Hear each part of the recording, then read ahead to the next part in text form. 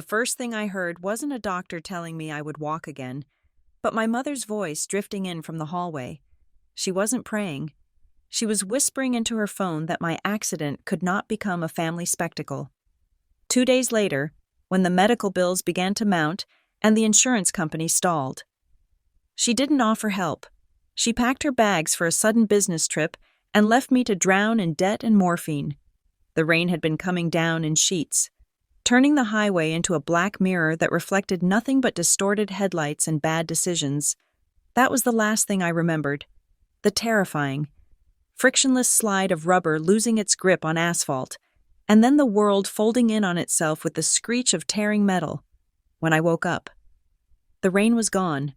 In its place was the aggressive, sterile hum of Briar County Medical Center. My mouth tasted like copper and old cotton. I tried to shift my weight, to roll over and find the cool side of the pillow, but my body refused the command. A sharp, hot line of pain shot up from my right leg. Seizing my breath and pinning me against the mattress, I gasped, the sound ragged and loud in the quiet room. A nurse appeared almost instantly, her face a blur of sympathetic efficiency. She checked the monitors that beeped in rhythm with my frantic heart. "You are awake, Stella," she said softly. "Try not to move. You have been in an accident. An accident." The word felt too small for the violence I remembered. I looked down at the expanse of white sheets. My right leg was elevated, encased in a heavy plaster cast. My left arm was bandaged from wrist to elbow. I felt bruises blooming deep under my skin, aches that had not yet surfaced but were waiting their turn. "I am thirsty," I croaked. She brought a cup with a bent straw to my lips. The water was lukewarm, but it felt like life itself washing down my throat. "Where is Evan?" I asked. "He went to the cafeteria to get coffee," she said. "He has been here all night. He will be back any minute." I closed my eyes, fighting the urge to cry. I was 33 years old, but in that hospital bed, broken and terrified, I felt like a child who had woken up in the dark. The doctors came in a procession later that morning. The lead physician, Dr. Aris, was a tall man with tired eyes and hands that smelled of hand sanitizer. He stood at the foot of my bed and delivered the news with a professional detachment that I envied. It was a multi-car pileup. "Stella," he explained, "you are lucky to be here. However, the damage to your right leg is significant. The tibia was shattered in 3 places, and there is considerable soft tissue damage." He tapped a pen against his clipboard. "We have stabilized the bone, but I need to be honest about the road ahead. You are looking at months of physical therapy. We are not certain about the nerve recovery in your foot yet, if the swelling does not go down, or if the bone does not knit the way we hope. We are looking at a possible second surgery in 6 to 8 weeks, months." The word hung in the air like a sentence. I had a job, I had a life, I had a mortgage that Evan and I barely managed to pay on time. "I understand," I said. My voice was calm. It was the voice I used when a client at the marketing firm changed their mind at the last minute. It was the voice of a woman who did not make scenes. "Thank you, doctor." He looked surprised by my composure. Most people would have cried or asked terrified questions. I just nodded. "We will manage your pain," he said. "Just take it one day at a time." When they left, the room fell silent again. The calmness I had plastered over my face cracked and fell away. I stared at the ceiling tiles, counting the little dots in the pattern until my vision blurred. I bit the inside of my cheek until I tasted blood, forcing myself not to sob aloud. I could not be weak. If I started crying now, I was terrified I would never stop. The door creaked open, and Evan walked in. He looked like he had aged 5 years in 24 hours. His shirt was wrinkled, tucked haphazardly into his jeans. His hair, usually neat, was standing up in tufts where he had run his hands through it. He was holding 2 cardboard cups of coffee, and when he saw me looking at him, he almost dropped them. "Stella," he breathed. He set the coffees down on the rolling table and rushed to the side of the bed. He took my uninjured hand in both of his.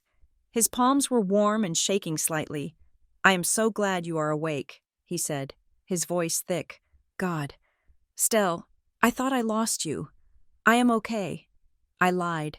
I squeezed his hand back, though even that small motion sent a dull ache through my shoulder.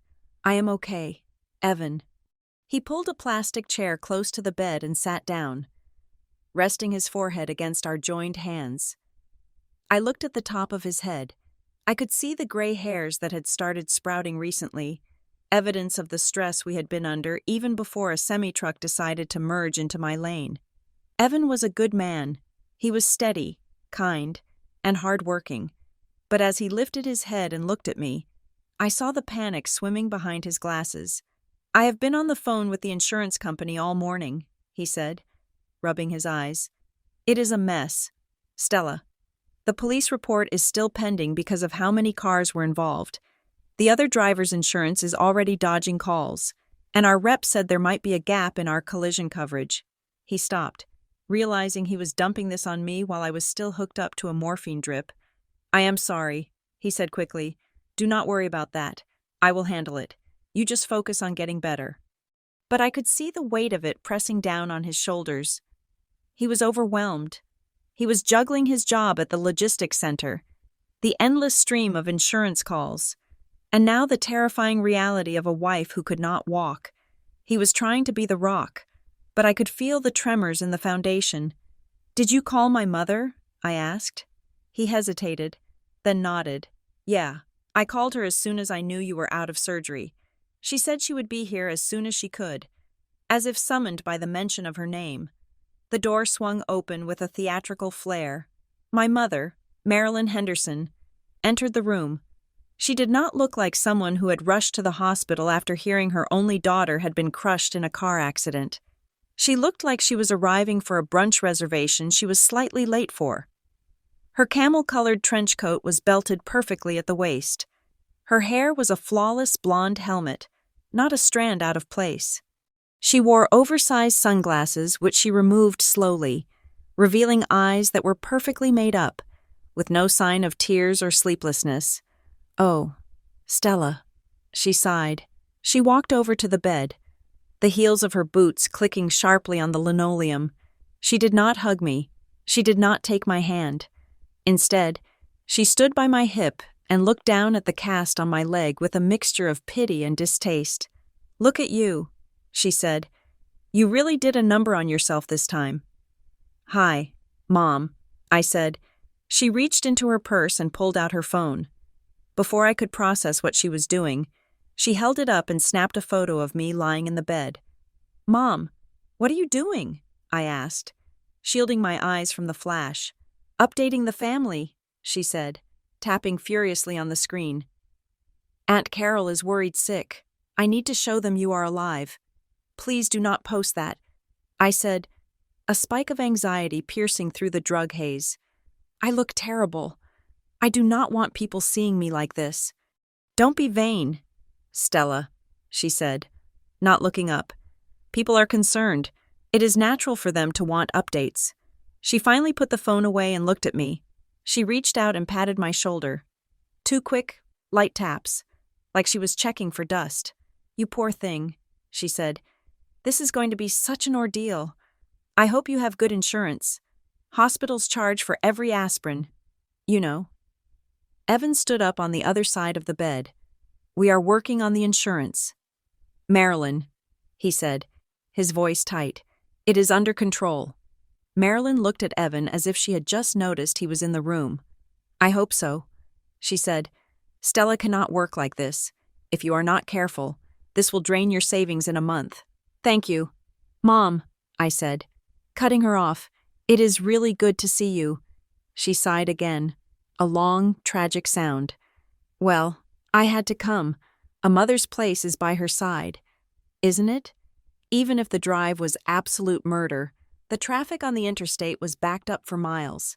I thought I would go mad sitting in it. She spent the next 20 minutes talking about the traffic, then the coffee in the hospital lobby, which she deemed undrinkable, and then a long story about a neighbor of hers who had broken a hip and never walked right again. She spoke in performative comforts, phrases that sounded like support but felt like judgments. You will have to be strong, and this is a test of character. Eventually, Her phone rang. She looked at the screen and frowned. "I have to take this," she said. "It is the caterer for the gala next month. If I do not answer, they will substitute the orchids for lilies, and that will ruin the entire aesthetic." She stepped out into the hallway, but she did not let the door close all the way. I lay back against the pillow, exhausted. Evan sat down and took my hand again. "She is a lot," he whispered. "She showed up," I said, defending her out of habit. "That counts for something." From the hallway, Marilyn's voice drifted in. She was not speaking to a caterer. The tone was sharp, hushed, and urgent. "No, Sheila, I cannot meet you for drinks tonight," she was saying. "I am at the hospital. Yes, Stella. A car accident. It is bad. But let us not be dramatic. Look, I need to manage this carefully. This cannot become a family spectacle. You know how people talk in this town. If they think she is destitute or crippled, it reflects on all of us. I will stay for a day or two, make an appearance, and then I have to get back. I cannot be stuck here nursing an invalid." The words hit me harder than the car had. This cannot become a family spectacle. She was not worried about my pain. She was not worried about my recovery. She was worried that my tragedy would look messy. She was worried that having a daughter in a body cast would cramp her social calendar or make the family look weak. I looked at Evan. He was staring at the floor. His jaw clenched. He had heard it too. He stood up to go close the door, but I squeezed his hand. "Don't," I said softly. "Just leave it." He looked at me, his eyes full of a helpless anger. "Stella, that is not right," he said. "I know." I said. I closed my eyes. "I know." Over the next 2 days, the reality of my situation began to tighten around us like a noose. The adrenaline of survival faded, replaced by the grinding bureaucracy of modern medicine. A woman from the hospital billing department came to see us. She was polite, carrying a folder that looked harmless but contained landmines. "Mrs. Henderson," she said, "we have run your primary insurance. Unfortunately, due to the nature of the multi-car accident, there is a dispute over liability. Your provider is currently denying the claim pending the police report and the statements from the other drivers." "What does that mean?" Evan asked. "It means that for now, the costs are out of pocket," she said. "And I also need to inform you that your policy has significant coverage limitations regarding rehabilitation. They are authorizing 3 more days of inpatient care. After that, they will deem you fit for discharge to home care." 3 days? I asked, panic rising in my chest. I cannot even get to the bathroom by myself. How am I supposed to go home? "We can arrange for a hospital bed rental for your home," she said, "but you will need 24-hour assistance." She left us with a stack of paperwork that looked like a mortgage application. Evan stared at it, his face pale. "I have to go back to work on Monday," he said, his voice hollow. "I have already used all my personal days just being here this week. If I take more time off, I risk losing the promotion. But I cannot leave you alone at the house. We will figure it out," I said, though I had no idea how. Marilyn came back the next afternoon. She had changed into a fresh outfit, a sharp navy blazer and white trousers. She looked ready for a business meeting, not a hospital visit. She stood at the foot of the bed, her hands clasped on her designer bag. "Stella, I have some bad news," she said. Her tone suggested she was about to tell me a restaurant was fully booked, not that she was leaving her injured daughter. "What is it?" I asked. The pain medication was making me foggy, and I was struggling to keep up with the shifting ground beneath me. "I have received an urgent call from the agency," she said. "There is a crisis with the Davenport account. They need me back in the city immediately." "You are leaving?" I asked. "I have to," she said, checking her watch. "It is urgent work obligations. Stella, you understand. Career comes first. It is how we pay the bills." "But," I started, then stopped. I wanted to say, "But I am being discharged in 2 days. But I cannot walk. But Evan has to work. But I need my mother." I swallowed the words. Begging her would only give her a story to tell her friends later about how hysterical I was. When will you be back? I asked instead. She smoothed the front of her blazer. I am not sure, darling. This crisis could take weeks to resolve, and honestly, there is not much I can do here. Is there? You have doctors. You have nurses. Evan stepped forward. Actually, Marilyn, we could really use some help, he said. The insurance is kicking her out early. I have to work. If you could stay just for a week to help her with… Marilyn cut him off with a laugh that sounded like glass breaking.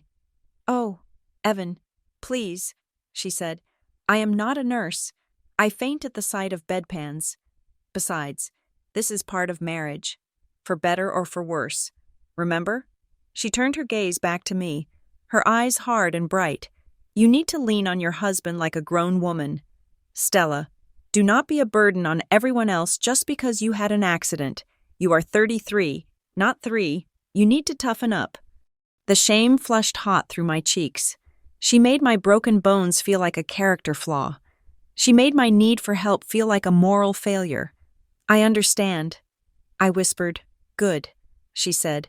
She leaned in and kissed the air next to my cheek, careful not to smudge her lipstick.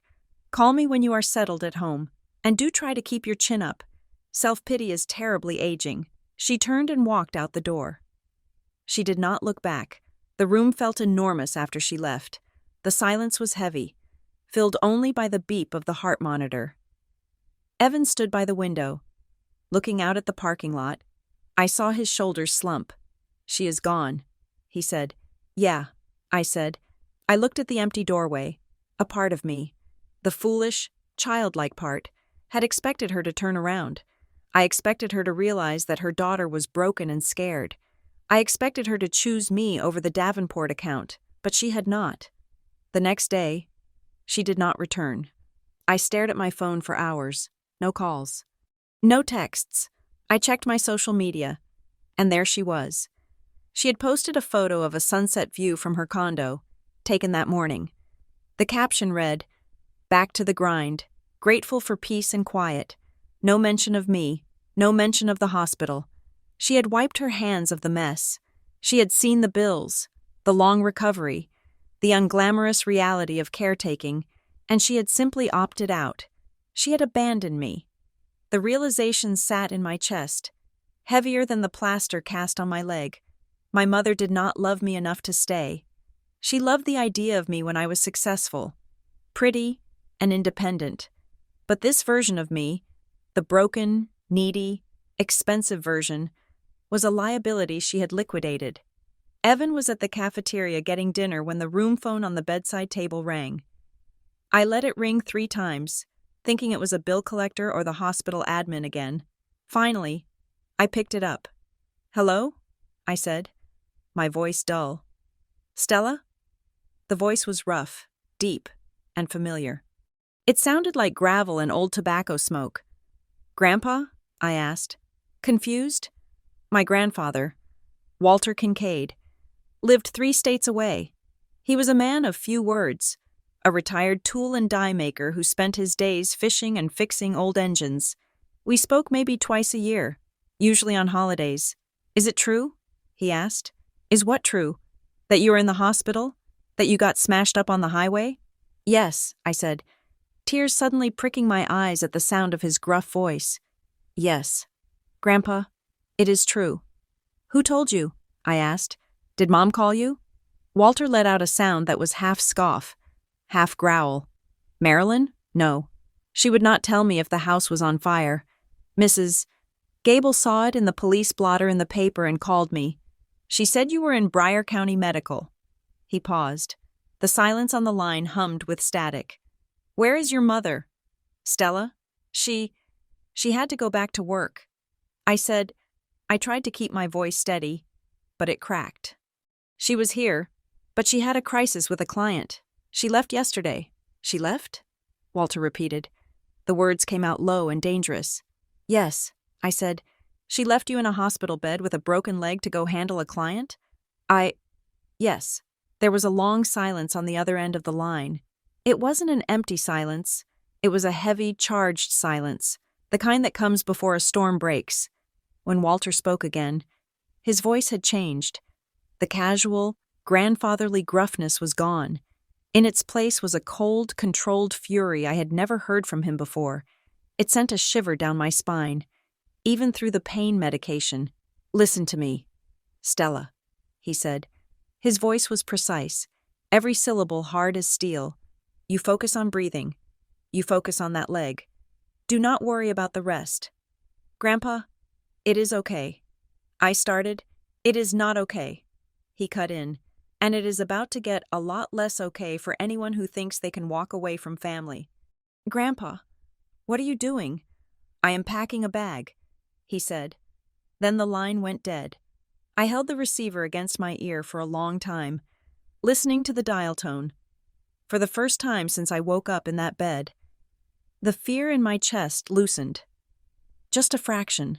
I was still broken. I was still abandoned, and I was still terrified of the future. But for the first time, I didn't feel entirely alone. Something was coming, or rather, someone was coming, and judging by the tone of Walter's voice, he was bringing a reckoning with him.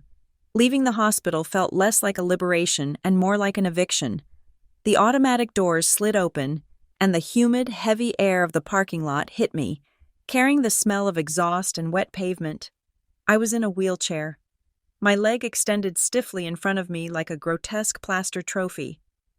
Evan parked our sedan at the curb, and the process of getting me from the chair into the passenger seat took 10 agonizing minutes.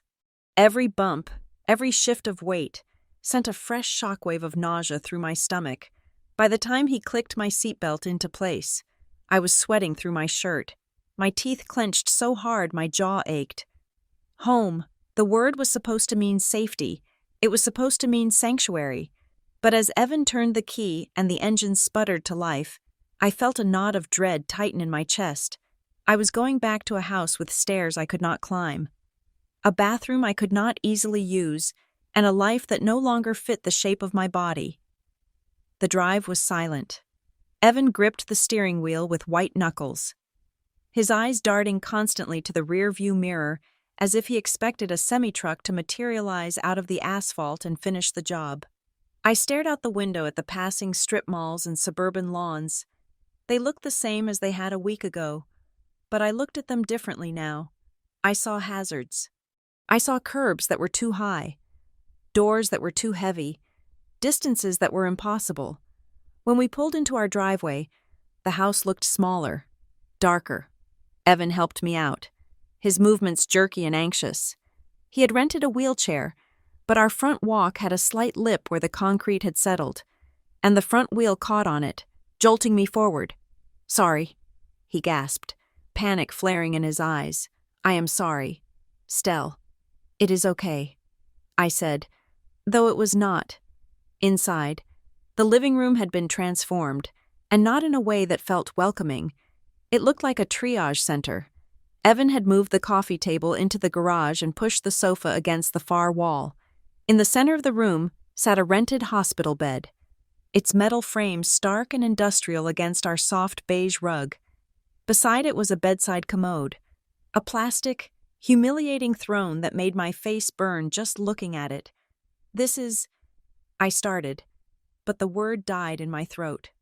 "I know it is not great," Evan said, rushing to explain, "but the bedroom is upstairs, and the doctor said no stairs for at least 6 weeks. I set up the TV so you can see it from the bed, and I moved the microwave to the low shelf in the kitchen so you can reach it if I am at work." He looked at me, desperate for approval, desperate to hear that he had done a good job in an impossible situation. "It is perfect, Evan." I lied. "Thank you." That first night was a lesson in indignity. The hospital bed was hard and smelled of industrial cleaner. The streetlights filtered through the blinds, casting long prison bar shadows across the sheet. I needed water, but the pitcher was just out of reach. I needed to use the bathroom. But waking Evan, who was sleeping on the couch a few feet away, felt like an admission of defeat. I lay there in the dark, listening to the hum of the refrigerator, feeling the throbbing pulse in my tibia, and realizing that my world had shrunk to the size of this room. 2 days later, Nora Blake arrived. She did not knock. She simply breezed through the front door carrying 2 large tote bags and a casserole dish wrapped in foil. Nora had been my best friend since sophomore year of college. She was the person who held my hair back when I had the flu, the person who helped me pick out my wedding dress, and the only person who could make me laugh when I wanted to scream. She took one look at me lying in the hospital bed, surrounded by pill bottles and misery, and set the casserole down on the dining table with a decisive thud. "Okay," she said. "This lighting is depressing. We are opening the blinds." She marched over and yanked the cords, flooding the room with afternoon sun. Then she pulled a chair right up to the side of the bed and sat down. Taking my hand, "You look like hell." "Stella," she said, her eyes kind but unsparing. "I feel like hell," I said. "My hair is dirty. I smell like rubbing alcohol. And I think I hate this bed more than I have ever hated anything in my life." She squeezed my hand. "I brought lasagna," she said, "and dry shampoo, and trashy magazines. And I'm going to do your laundry because I saw the pile in the hallway, and I know Evan is drowning." I felt a tear slip down my cheek. "Thank you," I whispered. She stayed for 3 hours. She bustled around the kitchen, loading the dishwasher and wiping down counters. She helped me change my shirt, navigating the cast and the soreness with a gentleness that made me want to weep. But as the afternoon wore on, I noticed a tension in her. She kept pausing, looking at me, and then looking away. She was biting her lip, a nervous tic she'd had since she was 20. "What is it?" I asked finally. "You are hovering." "Nora, you never hover." She sighed and sat back down in the chair. She smoothed her skirt, refusing to meet my eyes. "I ran into your Aunt Carol at the grocery store yesterday," she said. My stomach dropped. Aunt Carol was my mother's sister, and the unofficial town crier. "And?" I asked. Nora took a deep breath. She was asking about the accident. Nora said, but the way she asked, it was weird. "Stella, she asked if you were really hurt, or if you were just stressed." "Stressed?" I repeated. "My leg is shattered. Nora, I have a metal rod in my shin." "I know," Nora said quickly. I told her you were in bad shape, but she looked at me like I was covering for you.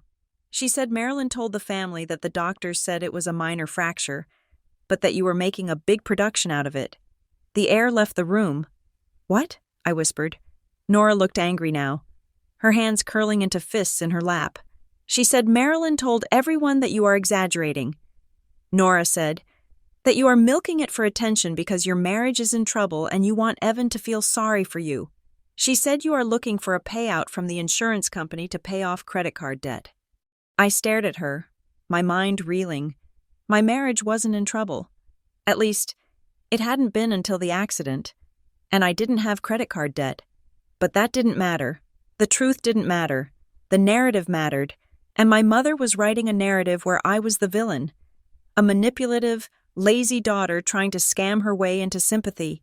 "She is telling people I am faking it?" I asked, my voice trembling. "She is painting you as unstable." "Stella," Nora said softly, "I told Carol she was insane. But you know how your family is. They worship Marilyn. If she says the sky is green, they all go out and buy green umbrellas." I felt a coldness spread through my chest that had nothing to do with the ice pack on my leg. It was the coldness of realization. Marilyn hadn't just abandoned me. She was actively sabotaging me. She was preemptively destroying my credibility so that if I ever complained about her leaving, no one would believe me. After Nora left, the silence in the house felt heavy and menacing. I stared at my phone on the bedside table. It felt like a grenade. I knew I shouldn't touch it. I knew I should just let it be, but the rage was a living thing inside me, clawing at my throat. I dialed Marilyn's number. It rang 4 times. I expected it to go to voicemail. I expected her to screen me. But then the line clicked open. "Stella?" Her voice was brisk. "Clipped. I'm just walking into a meeting. Make it quick. Why are you lying about me?" I asked. I didn't have the energy for pleasantries. There was a pause. I could hear the background noise of a busy city street, horns honking, the murmur of voices. "I beg your pardon." she said. Nora told me. I said, "You told Aunt Carol I'm exaggerating. You told the family I am doing this for attention. I am lying in a hospital bed in my living room. Mother, I cannot walk to the bathroom." "Why would you say that?" "Stella, you are being hysterical," she said, her voice dropping to that dangerous, patronizing register she used when she wanted to make me feel small. "I simply told them not to worry. I told them you were handling it. If Carol extrapolated from that, it is hardly my fault. You said I was milking it. I accused. You said I was weaponizing guilt. Well, aren't you?" she snapped. Her mask slipped.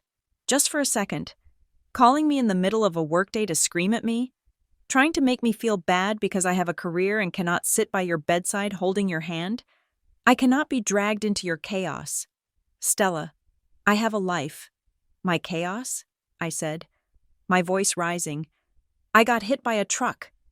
And now you are dealing with it," she said, "or you should be. But instead, you are calling me to complain about gossip. Grow up. Do not try to weaponize your guilt against me just because you are miserable. I have to go." The line went dead.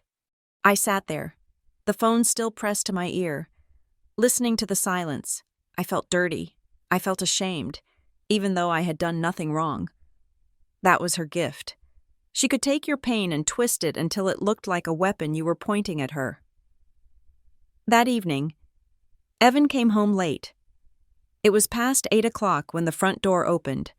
I had been lying in the dark for an hour, hungry and needing to use the commode, but unable to maneuver myself out of the bed without help. "Hey," he called out. He walked into the living room and flipped on the light. I winced at the sudden brightness. He looked exhausted. His tie was loosened, his shirt stained with coffee. He was carrying a bag of fast food that smelled of grease and regret. "Sorry I'm late," he mumbled, not looking at me. "Inventory was a mess. The system went down." "It is okay," I said. He put the food on the table and finally looked at me. His eyes were dull. He didn't see me. He saw a problem he had to solve. He saw a task on his to-do list. Do you need the bathroom?" he asked, gesturing vaguely toward the commode. "Yes," I said quietly. The process was mechanical and silent. He helped me swing my legs over the side of the bed. He supported my weight as I pivoted. He didn't make eye contact. He smelled of stale office air and stress sweat. There was no intimacy in his touch, only duty. When I was back in bed, he sat on the couch and opened a burger wrapper. "Did you call the insurance company today?" he asked, his mouth full. I tried. I said, "I was on hold for 40 minutes, and then the call dropped." He sighed. It was a short, sharp sound of frustration. "Great," he said. "Just great. They sent another letter today. They are disputing the ambulance fee. $800. Stella, we do not have $800 right now." "I know." I said, "I will try again tomorrow." He didn't say anything. He just ate his burger, staring at the blank TV screen. I watched him, feeling a chasm opening up between us. He loved me. I knew he loved me. But love was a fragile thing when placed under the crushing weight of medical bills and caretaking. He was retreating into himself, building a wall of work and silence to keep from drowning, and I was on the other side of that wall, unable to climb over it. The next morning, the phone rang. It wasn't Marilyn. It was a number I didn't recognize. "Hello?" I answered. "Mrs. Henderson? This is Marcus from Holleridge Claims Group." My heart rate spiked. "Yes," I said. "I am calling regarding your open claim for the accident on the 12th. He said. His voice was professional but guarded. "We have run into a bit of a documentation inconsistency regarding the timeline of events you submitted." "Inconsistency?" I asked. "What do you mean?" "Well," he said, "we have your statement here saying you were traveling northbound at 5:30 p.m., but we have received supplementary documentation suggesting the vehicle may have been in transit earlier, and that the purpose of the trip was commercial, not personal." "Commercial?" I said. "That is ridiculous. I was driving home from the grocery store. I have the receipt in my purse. Who sent you supplementary documentation?" "I cannot disclose the source of the inquiry," he said. But given the conflict, we have to pause the liability assessment until we can verify the data. This may delay the payout for the vehicle replacement and the medical coverage. Wait, I said, panic rising. You cannot pause it. I have bills due now. Who told you it was commercial? As I said, Mrs. Henderson, we are just verifying. If you have the receipt, please upload it to the portal. He hung up. I sat there, stunned. Commercial use? That would invalidate my policy. Who would say that? Who even knew the details of my insurance? My mind raced. Marilyn. She had been at the hospital. She had been there when Evan was on the phone with the agent. She had seen the paperwork on the bedside table. But why? Why would she sabotage my insurance claim? It didn't make sense. Unless she wanted me desperate. Unless she wanted me broken so I couldn't fight back against whatever narrative she was spinning. Or maybe I was going crazy. Maybe the pain medication was making me paranoid. I needed a distraction. I opened social media on my phone, my thumb scrolling mindlessly, and then I saw it, a photo from the Bryan County Charity Gala. The event was last night. The photo was professional, high resolution. It showed my mother, Marilyn, standing in the center of a group of influential local women. She was wearing a silver gown that I knew cost more than my first car. She was holding a champagne flute, her head thrown back in laughter, her neck long and elegant. She looked radiant. She looked untouchable. But it was the caption that felt like a physical blow. So proud to stand with these strong women tonight. Resilience is not about avoiding the storm, but learning to dance in the rain. Supporting family through hard times requires strength, grace, and the ability to keep smiling even when your heart is heavy. #resilience. #family first. #gala night. I threw the phone across the room. It hit the wall with a satisfying crack and landed on the rug. Resilience. She was talking about resilience while drinking champagne. While I was peeing in a bucket in my living room, she was talking about supporting family while she actively slandered me to our relatives. She was using my tragedy as a prop for her social climbing, crafting a public image of the saintly, suffering mother while leaving her daughter to rot. I put my face in my hands and screamed. It was a raw, ugly sound that tore at my throat. I screamed until my chest burned, until the sobs took over and left me gasping for air. I was alone, truly, completely alone. The knock at the door came 2 hours later. I had calmed down, but my eyes were swollen and my face was blotchy. I stared at the door, dreading who it might be. A neighbor? A process server? Marilyn coming to finish me off? The door opened. It wasn't locked. Evan often forgot to lock it when he ran out. A man stepped into the entryway. He was tall, with broad shoulders that were slightly stooped with age. He wore a flannel shirt tucked into worn jeans, and work boots that had seen more mud than pavement. He took off a baseball cap, revealing a head of thick, iron-gray hair. "Grandpa?" I rasped. Walter Kincaid looked at me. He didn't smile. He didn't rush over with cooing noises of pity. He stood there for a long moment, his blue eyes scanning the room. He looked at the hospital bed. He looked at the commode. He looked at the pile of bills on the dining table. He looked at the rug that was bunched up near the wheelchair, a tripping hazard waiting to happen. He closed the door behind him and locked it. "Hello." "Stella," he said. He walked into the room, his gait steady and deliberate. He smelled of sawdust and old spice and something sharp, like cold air. He didn't come to the bed immediately. Instead, he walked over to the rug, bent down with a grunt, and smoothed it out until it was perfectly flat. Then he walked to the table, picked up the stack of bills, squared the edges, and set them back down. Only then did he pull the chair over to my bedside. He sat down and looked at me. His face was weathered, deep lines etched around his mouth and eyes, but his gaze was clear. It was the gaze of a man who measured things for a living, a man who understood tolerances and stress points. "You look like you have been through a grinder," he said. "I feel like it." I said. My voice was small. I suddenly felt very young. He nodded. He reached out and touched the cast on my leg. his fingers rough but gentle. "Clean break?" he asked. "Shattered," I said, "rod and screws." He nodded again. He looked around the room, taking in the makeshift chaos of my life. "Where is the husband?" he asked. "Working?" I said. "He's working all the time now." "And Marilyn?" I flinched at the name. She is busy." Walter made a sound in his throat. It was a low rumble. "Busy," he repeated. "That is one word for it." He stood up and walked to the kitchen. I heard him opening cupboards. He came back with a glass of water and my pill bottle. He checked the label, then checked his watch. "You are due for the pain meds in 10 minutes. He said, "Do not get behind the curve. Chasing the pain is harder than staying ahead of it." He handed me the water and the pill. I took it obediently. "Why are you here, Grandpa?" I asked. "It is a long drive." "I told you," he said. "I heard things." He sat back down and leaned forward, resting his elbows on his knees. He looked at me with an intensity that made me want to look away. "I saw the post. Stella," he said, "the one about resilience." I felt fresh tears sting my eyes. She is impossible." I said.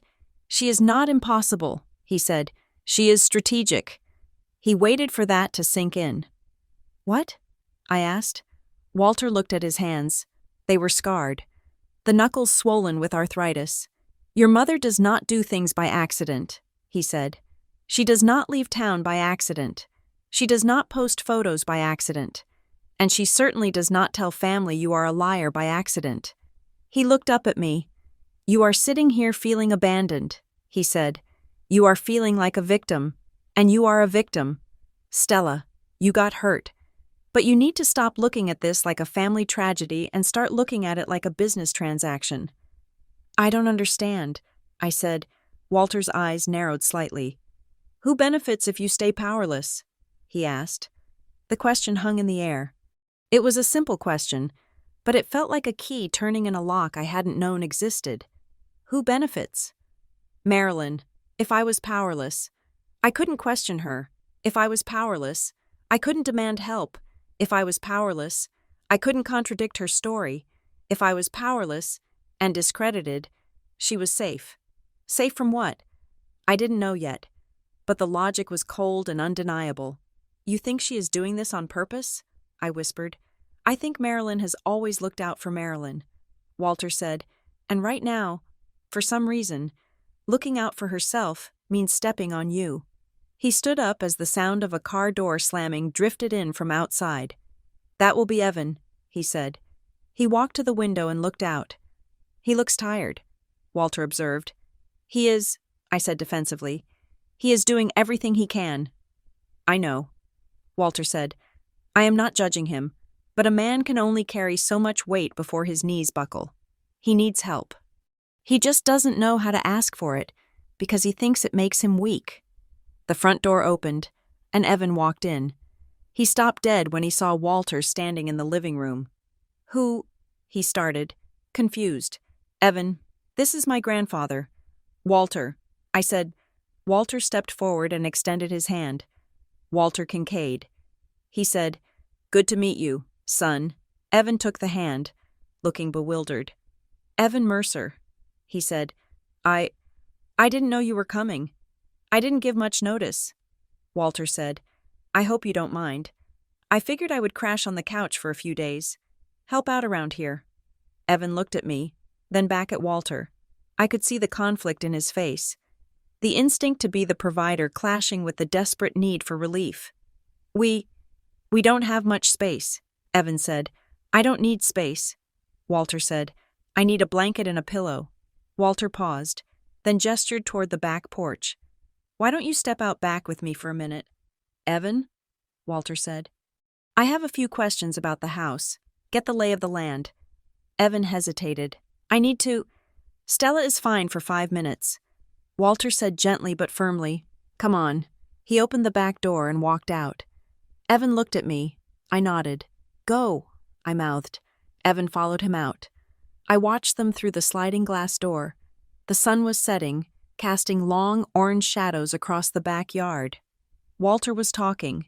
He wasn't lecturing. He was standing with his hands in his pockets, looking at the roofline, then looking at Evan.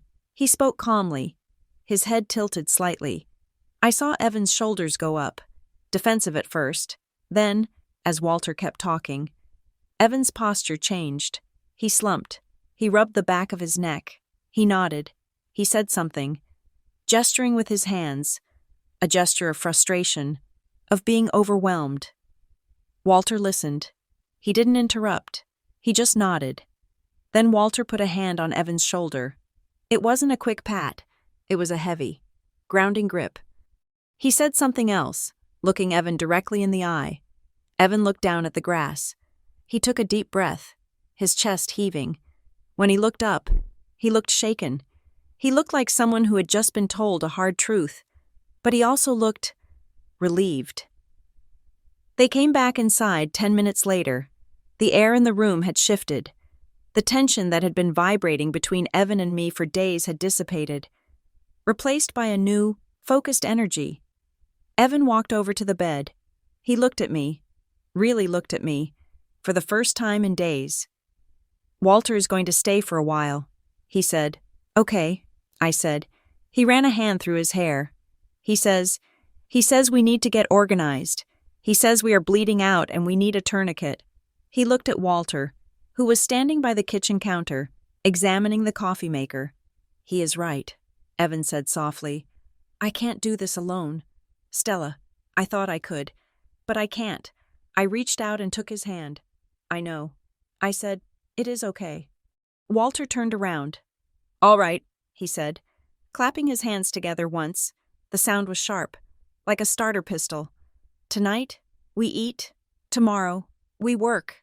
Evan, where do you keep the tools? That ramp out front is a disgrace. I am going to fix it before someone breaks a neck." As I watched my grandfather move through my kitchen, opening drawers and taking stock, I felt a strange sensation in my chest. It wasn't hope. Exactly. It was something harder. It was the feeling of reinforcements arriving. Marilyn had left me for dead. She had thought I would wither away in silence, crushed by the weight of bills and shame. She had thought I was powerless. She was about to find out she was wrong. The dining room table, once the place where Evan and I hosted dinner parties with cheap wine and ambitious recipes, had been transformed into a command center. Walter sat at the head of the table, illuminated by the harsh overhead light I usually kept dimmed. He was wearing reading glasses perched on the end of his nose, and in front of him sat a stack of paperwork that looked less like a household budget and more like a federal indictment. He had bought a 3-ring binder, a box of reinforced hole reinforcers, and a set of color-coded dividers. I watched him from my hospital bed in the living room. The hum of the hole punch was rhythmic, almost hypnotic. Punch, click, turn, punch, click, turn, for the first time since the accident. The terrifying chaos of my life felt like it was being corralled. Every medical bill, every explanation of benefits, every vague threat from a collection agency was being pierced, categorized, and filed. "What is the blue tab for?" I asked, my voice raspy from a nap I hadn't really wanted to take. Walter didn't look up. "Blue is for disputes," he said. "Red is for urgent payments. Yellow is for correspondence that is legally ambiguous, but effectively useless." He held up a letter from the insurance adjuster. "This one is yellow," he said. "They are using a lot of words to say they have not made a decision yet. It goes in the binder." I shifted my leg, wincing as the cast scraped against the sheets. "You are good at this," I said. Walter finally looked up, sliding his glasses down. "I ran Kincaid Tool and Supply for 40 years. Stella," he said, "you think making drill bits is just about metal? It is about contracts. It is about leverage. It is about understanding that when someone buries a clause on page 14, that is where the knife is." I stared at him. I had always known my grandfather owned a shop. I knew he made tools. But in my head, he was the man who taught me how to put a worm on a hook or how to change a tire. I had never thought of him as a man who understood the weaponization of paperwork. "People hide their motives in paper," he said, returning to his hole punch. "They think if they use enough jargon, You will get tired and stop reading. That is what they count on. Fatigue. We are not going to be fatigued. I felt a strange sensation wash over me. It was embarrassment, sharp and hot, that I, a 33-year-old woman with a college degree, needed my grandfather to organize my life, but beneath the shame was something else. Safety. It felt like he was building a wall around me, brick by paper brick. Evan came in from the kitchen with 2 cups of coffee. He looked better than he had in days. Having Walter there to shoulder the administrative burden had allowed Evan to focus on his actual job, and the dark circles under his eyes were beginning to fade. "Here, Walter," Evan said, setting a mug down on a coaster. "Thanks, son," Walter said. "Pull up a chair. We need to look at something." Evan sat down, and I used the remote to raise the head of my bed so I could see them. Walter opened the binder to a section tabbed in green. I was going through the old records to find the policy number for Stella's life insurance. Walter said, "I found an account linkage I didn't recognize. It is a joint savings account with First Republic. The primary holder is listed as Stella Henderson, but there is a co-signer with authorized access." I frowned. "I don't have an account with First Republic." I said, "We bank with Chase." Walter slid a piece of paper across the table to Evan, who picked it up and squinted at it. "It was opened when you were 19, Walter said. "Likely a college fund or an emergency rainy day fund set up by your parents." "Oh," I said, the memory surfacing vaguely. "Right. Mom opened that when I started at the university. She said it was for tuition overflow. I haven't used it in a decade. There shouldn't be anything in there except maybe $50. There was $4,000 in it 2 weeks ago." Walter said. My eyes widened. "4,000? I asked. "Where did that come from?" "It looks like it was an auto transfer from an old family trust disbursement that never got canceled." Walter said. "But that is not the point. The point is the activity log." He tapped the paper with a thick, calloused finger. 3 days after your accident, $2,000 was withdrawn. 2 days after that, another $1,500. I felt a cold prickle on the back of my neck. "Who withdrew it?" Evan asked. Walter looked at me, his expression unreadable. "It was an electronic transfer to an external account," he said. "The account is named M. Henderson Personal. Maryland." My mother had drained an old joint account I had forgotten existed. She had done it while I was lying in a hospital bed, hopped up on morphine, terrified that I might lose my leg. "She took my money?" I whispered. "Technically, it is a joint account," Walter said, his voice devoid of judgment, stating only facts. "She has legal access, but the timing is instructive. Instructive. That was one word for it. Predatory was another." "Why would she do that?" Evan asked, his voice rising in anger. "She has money. She is constantly talking about her investments. Why steal $3,500 from her daughter?" "Because she is liquidating," Walter said. He closed the binder with a snap. "People who feel secure don't raid dormant accounts for petty cash." He said, "She is moving money. She is gathering resources, and she is doing it quietly." I looked at the binder. The green tab suddenly looked like a warning sign. "She told me she was leaving for work." I said, "She said she had a crisis with the Davenport account." "Maybe she did." Walter said, "Or maybe the crisis is something else entirely." The next day, the mail arrived with an ominous thud in the drop box. Evan brought it in, flipping through the usual junk flyers until he stopped at a thick, cream-colored envelope. "It is from a law firm," he said, handing it to me. "Maple and Wren Legal Partners." My hands shook as I tore open the seal. Inside was a single sheet of heavy bonded paper. The text was justified, the font severe. "Dear Mrs. Henderson, please be advised that our client, Ms. Marilyn Henderson, is formally notifying all relevant parties that she is stepping back from any assumed family financial responsibility regarding your current medical circumstances. While Ms. Henderson maintains her maternal affection, she wishes to clarify that she holds no liability for debts incurred by you or your spouse during this period. Any previous offers of assistance, verbal or implied, are hereby rescinded to protect her own financial standing. Ms. Henderson wishes you a speedy recovery. Sincerely, Arthur J. Maple, Esquire. I read the letter 3 times. The words swam before my eyes. Assumed family financial responsibility, maternal affection, rescinded. It read like a press release. It read like a statement issued by a politician caught in a scandal, trying to distance themselves from a radioactive associate. I handed the letter to Walter. He read it once, his face impassive. She paid a lawyer $500 to write this, he said. Why? I asked, my voice cracking. I haven't asked her for a dime. I haven't sent her a bill. Why would she send this? Because she is scared, Walter said. He placed the letter on the table, smoothing it out with his palm. This is a defensive perimeter. Stella, you don't build a wall unless you think someone is coming to attack you. She is terrified that you are going to sue her, or that your debt is going to somehow bleed into her credit rating. Sue her? I said. For what? Abandoning me? Being a bad mother? Those aren't crimes. In her mind, everything is a transaction, Walter said. And in a transaction, there is always a winner and a loser. She wants to make sure she is not the loser. I lay back against the pillows, feeling a wave of nausea. The physical pain in my leg was a dull, constant roar. But this new pain, this emotional evisceration, was sharp and specific.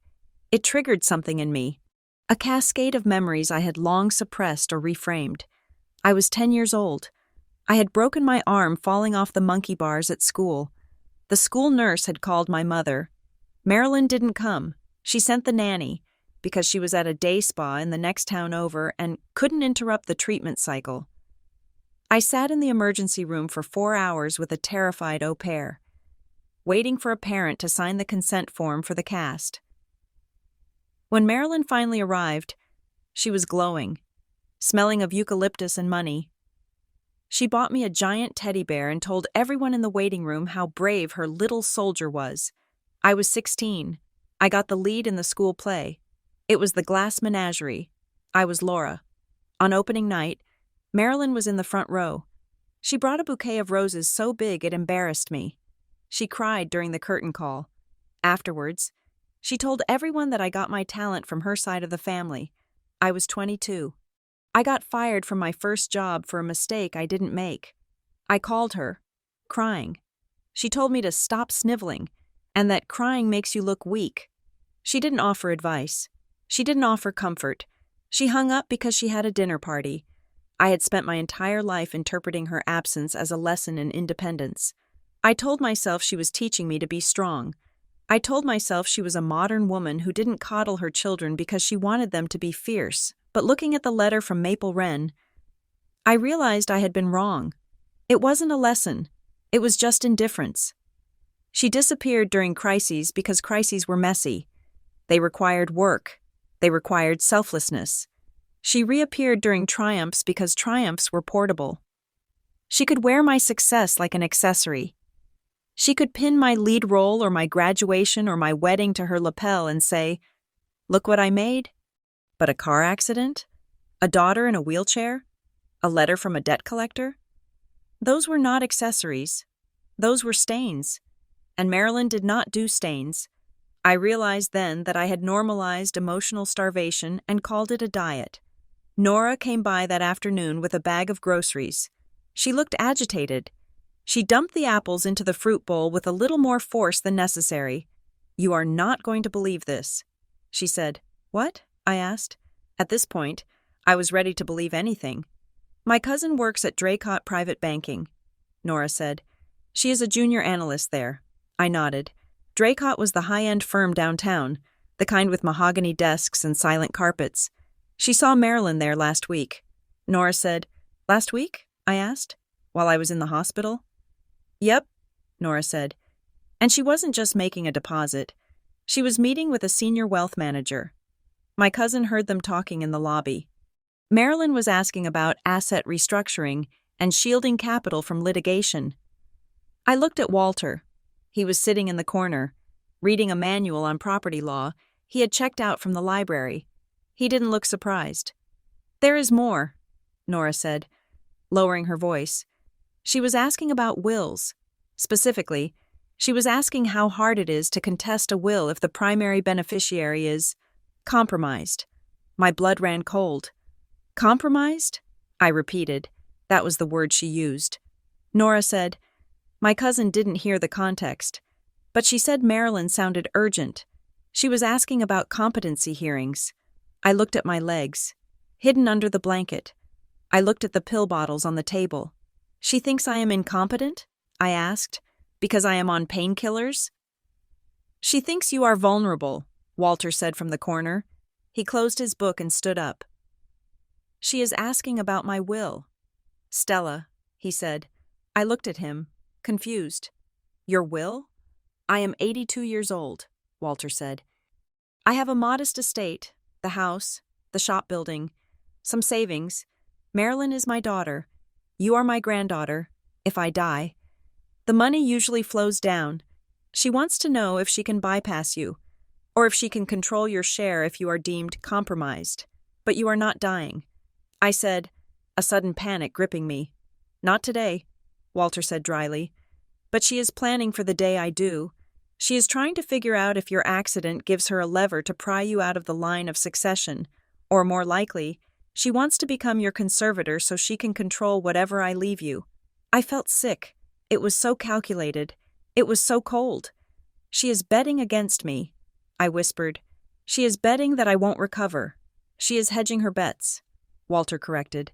There is a difference, but we are not going to let her cash out. 2 days later, I had my first session at Lakeshore Recovery Clinic. The facility was bright, smelling of rubber mats and disinfectant. It was full of people like me, broken people trying to glue themselves back together. There were old men with hip replacements, teenagers with sports injuries, and me, the woman with the shattered leg and the shattered family. My therapist was a woman named Janice. She was built like a linebacker, with forearms that looked like they could crush a walnut. All right, Stella, she said, we are going to start with the parallel bars. I want you to stand up. Just stand. Put 20% of your weight on the right leg. No more. I gripped the bars. The metal was cool under my palms. I can do more. I said. I felt a surge of anger. I was angry at Marilyn. I was angry at the letter. I was angry at the implication that I was compromised. I wanted to prove them all wrong. I wanted to sprint out of this room. Stick to the plan. Stella, Janice said, 20%. I hoisted myself up. The pain was immediate. A screaming, hot wire running from my ankle to my hip, but I grit my teeth. I pushed down, not 20%, 50%. I'm going to walk.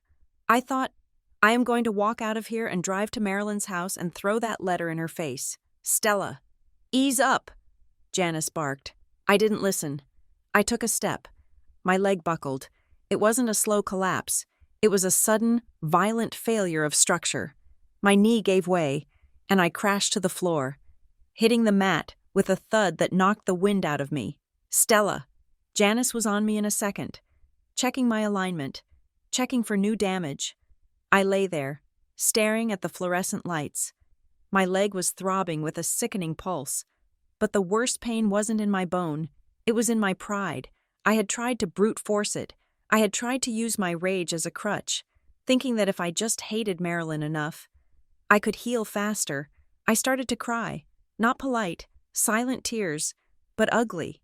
Heaving sobs that echoed in the gym. It is okay, Janice said. Her voice softer now. It is okay to fall. It is not okay. I choked out. I have to fix this. I have to be strong. You cannot power lift a trauma.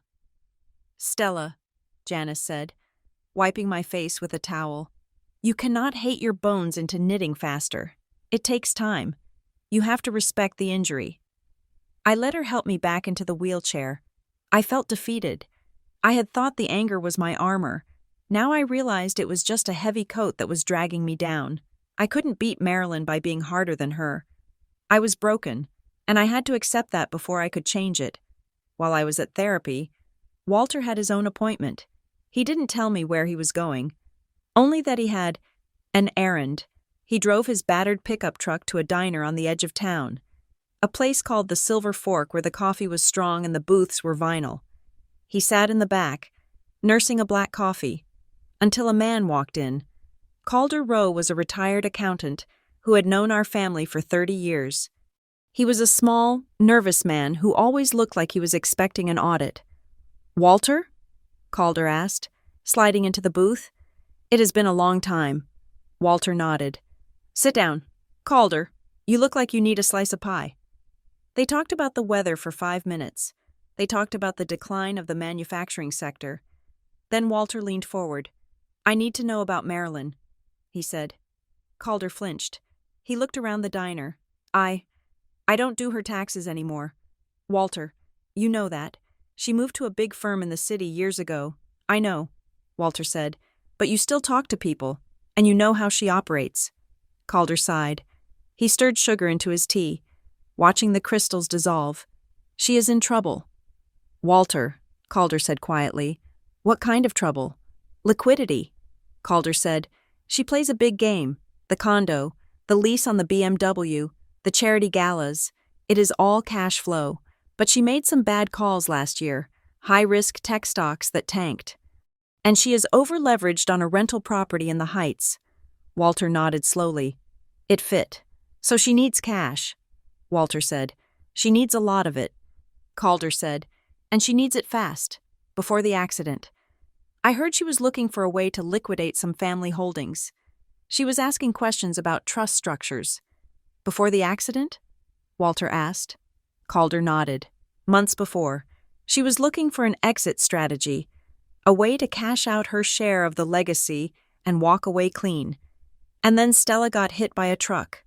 Walter said, "And suddenly, the clean exit got messy." Calder said, "If she supports Stella, she drains her own reserves. If she stays attached to the family, her own creditors might start looking at the family assets. She needs to sever ties to protect what she has left." Walter sat back. The pieces clicked into place. The letter, the abandonment, the account withdrawal. It wasn't just cruelty, it was panic. Marilyn was a sinking ship, and she had thrown Stella overboard to keep herself afloat. When Walter picked me up from the clinic, I was silent. My eyes were puffy from crying. He didn't ask how it went. He knew. He drove us to a park overlooking the river. He parked the truck and turned off the engine. We sat there for a long time, watching the gray water churn. "I met with Calder Rowe," Walter said. I looked at him. "The accountant?" Walter told me everything.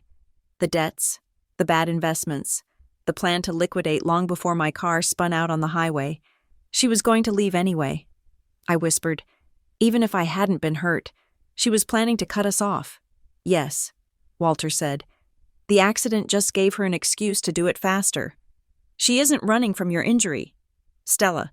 She is running from her own mistakes, and she is using you as the smokescreen." I felt a strange sense of relief.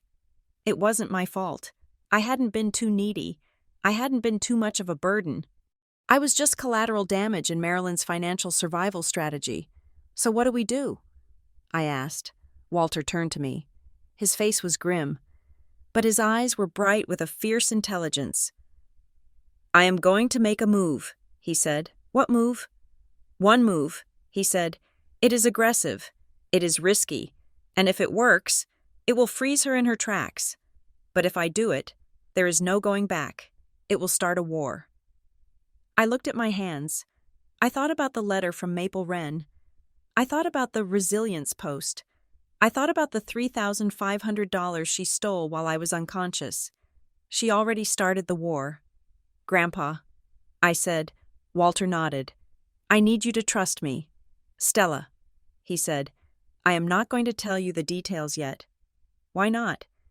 "Because if she calls you, and she will, I need your confusion to be genuine.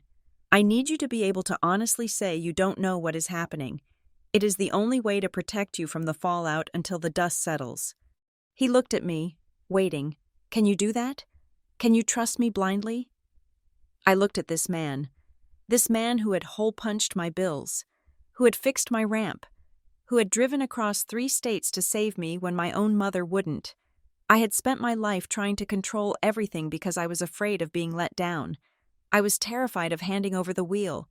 But looking at Walter, I realized that control was an illusion.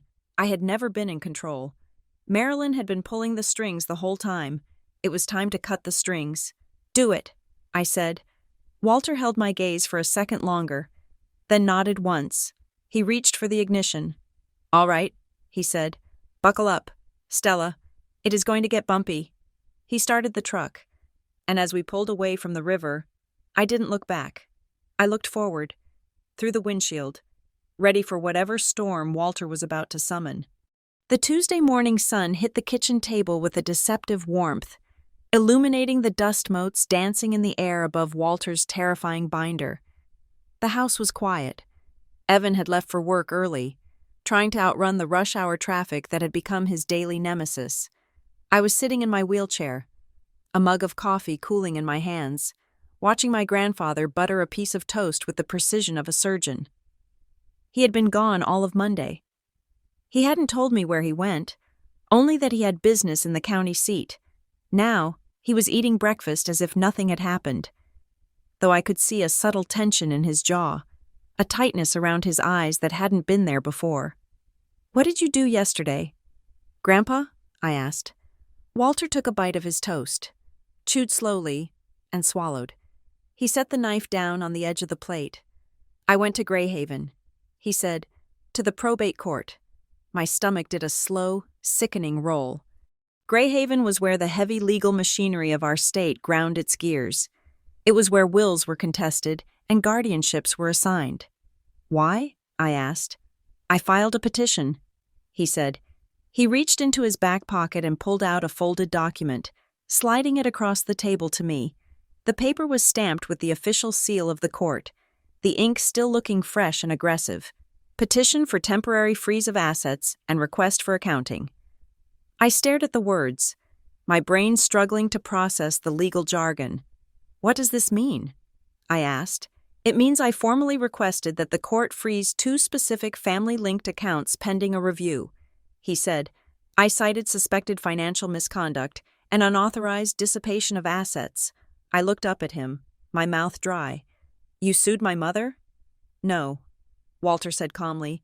"I petitioned the court to protect the estate, but effectively, yes, I dropped a gate across the road she is trying to drive down. But the accounts—" I started. "You said she already took the money." "She took some," Walter said. "But Calder Rowe hinted there is more she is trying to move. There is a trust fund your grandmother set up years ago. It is supposed to vest when you turn 35. Marilyn is the trustee. I have reason to believe she was preparing to petition the court to dissolve it early, claiming hardship or—" he paused, choosing his words carefully, "or claiming that she needed to manage it on your behalf due to incapacity." "Incapacity," I whispered. The word hung in the air, heavy and ugly. If the freeze is granted, and the clerk indicated it would be based on the evidence of the withdrawal she already made, she won't be able to touch a dime without a judge's permission. Walter said, "It locks her out. Stella, it forces her to come to the table and explain herself." I felt a surge of panic. This wasn't just a defensive move. This was a declaration of war. Marilyn didn't handle limits well. She didn't handle being told no. She handled those things with scorched earth. "She is going to be furious," I said. Walter looked at me, his blue eyes hard. "Let her be furious," he said. "Fury makes people sloppy," as if on cue. The phone on the table buzzed. It vibrated against the wood with a sound like an angry hornet. I looked at the screen. "Mom." I stared at it, my heart hammering against my ribs. I couldn't breathe. The conditioning of 33 years kicked in, the instinct to answer, to apologize, to fix whatever I had broken. "Answer it," Walter said softly. "I can't." I said, "Answer it, Stella. You need to hear this. You need to hear who she really is when the mask slips." My hand was shaking so badly I almost dropped the phone. I slid my thumb across the screen and put it on speaker. "Hello?" I said. My mother's voice didn't sound like a voice. It sounded like a physical blow. "You ungrateful little bitch!" I flinched, physically recoiling in my chair. I had heard my mother angry before. I had heard her cold. I had heard her dismissive. But I had never, in my entire life, heard this. It was a guttural, venomous snarl. "Mom," I choked out, "do not play innocent with me," she screamed. The audio distorted, cracking with the volume of her rage. "I just got a notification from the bank. My accounts are frozen? You froze my accounts?" "I didn't," I started to stammer. "After everything I have done for you," she shouted, cutting me off. "I gave you life. I paid for your wedding. I sat by your bed in that hospital. And this is how you repay me? You sick the courts on me? You think you can steal my money? It is not your money." "Marilyn," Walter said. His voice was calm, projected clearly toward the phone. "It is the family trust." There was a silence on the other end, a sharp, shocked intake of breath. "Dad?" she said. Her voice shifted instantly, losing the screech but gaining a terrifying iciness. "You are behind this?" "I am protecting my granddaughter," Walter said. "Since you seem to have resigned from the position, you have no idea what you are doing." Marilyn hissed. "You senile old man. You have no idea the complexity of these finances. You are going to ruin us. You are going to ruin everything. We are just asking for an accounting." "Marilyn," Walter said, "if everything is above board, you have nothing to worry about." And then she turned her attention back to me. "Stella, listen to me," she said. Her voice dropped to a low, threatening register. "You need to call your grandfather off. Right now. You withdraw that petition. If you do not, I promise you, I will make sure you regret it. You think you are a victim now? You have no idea what suffering is until you make an enemy of me." "Mom, please," I said, tears streaming down my face. "Why are you doing this?" "I am doing what is necessary," she yelled, "and you are too stupid and weak to understand it. You are letting him manipulate you. You are a traitor. Stella, you are not my daughter. You are a parasite." The line went dead. I sat there, the silence ringing in my ears.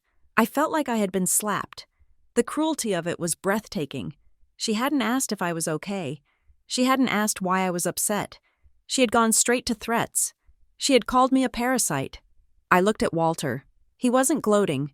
He looked sad, deeply, profoundly sad. "I'm sorry you had to hear that," he said. "She hates me." I whispered. "No," Walter said. "She fears you, and she fears you because you are the one person who can stop her." I wiped my face with the back of my hand. I didn't feel strong. I didn't feel powerful. I felt like a little girl whose mother had just told her she was garbage. But Walter was right. She had shown her hand. She didn't see me as a child to be loved. She saw me as a threat to be neutralized. That evening, the atmosphere in the house was brittle. When Evan walked through the door, he didn't even say hello. He walked straight to the kitchen, opened the fridge, and stood there staring into the light for a long minute. "Evan?" I called out from the living room. He slammed the fridge door shut. The sound made me jump.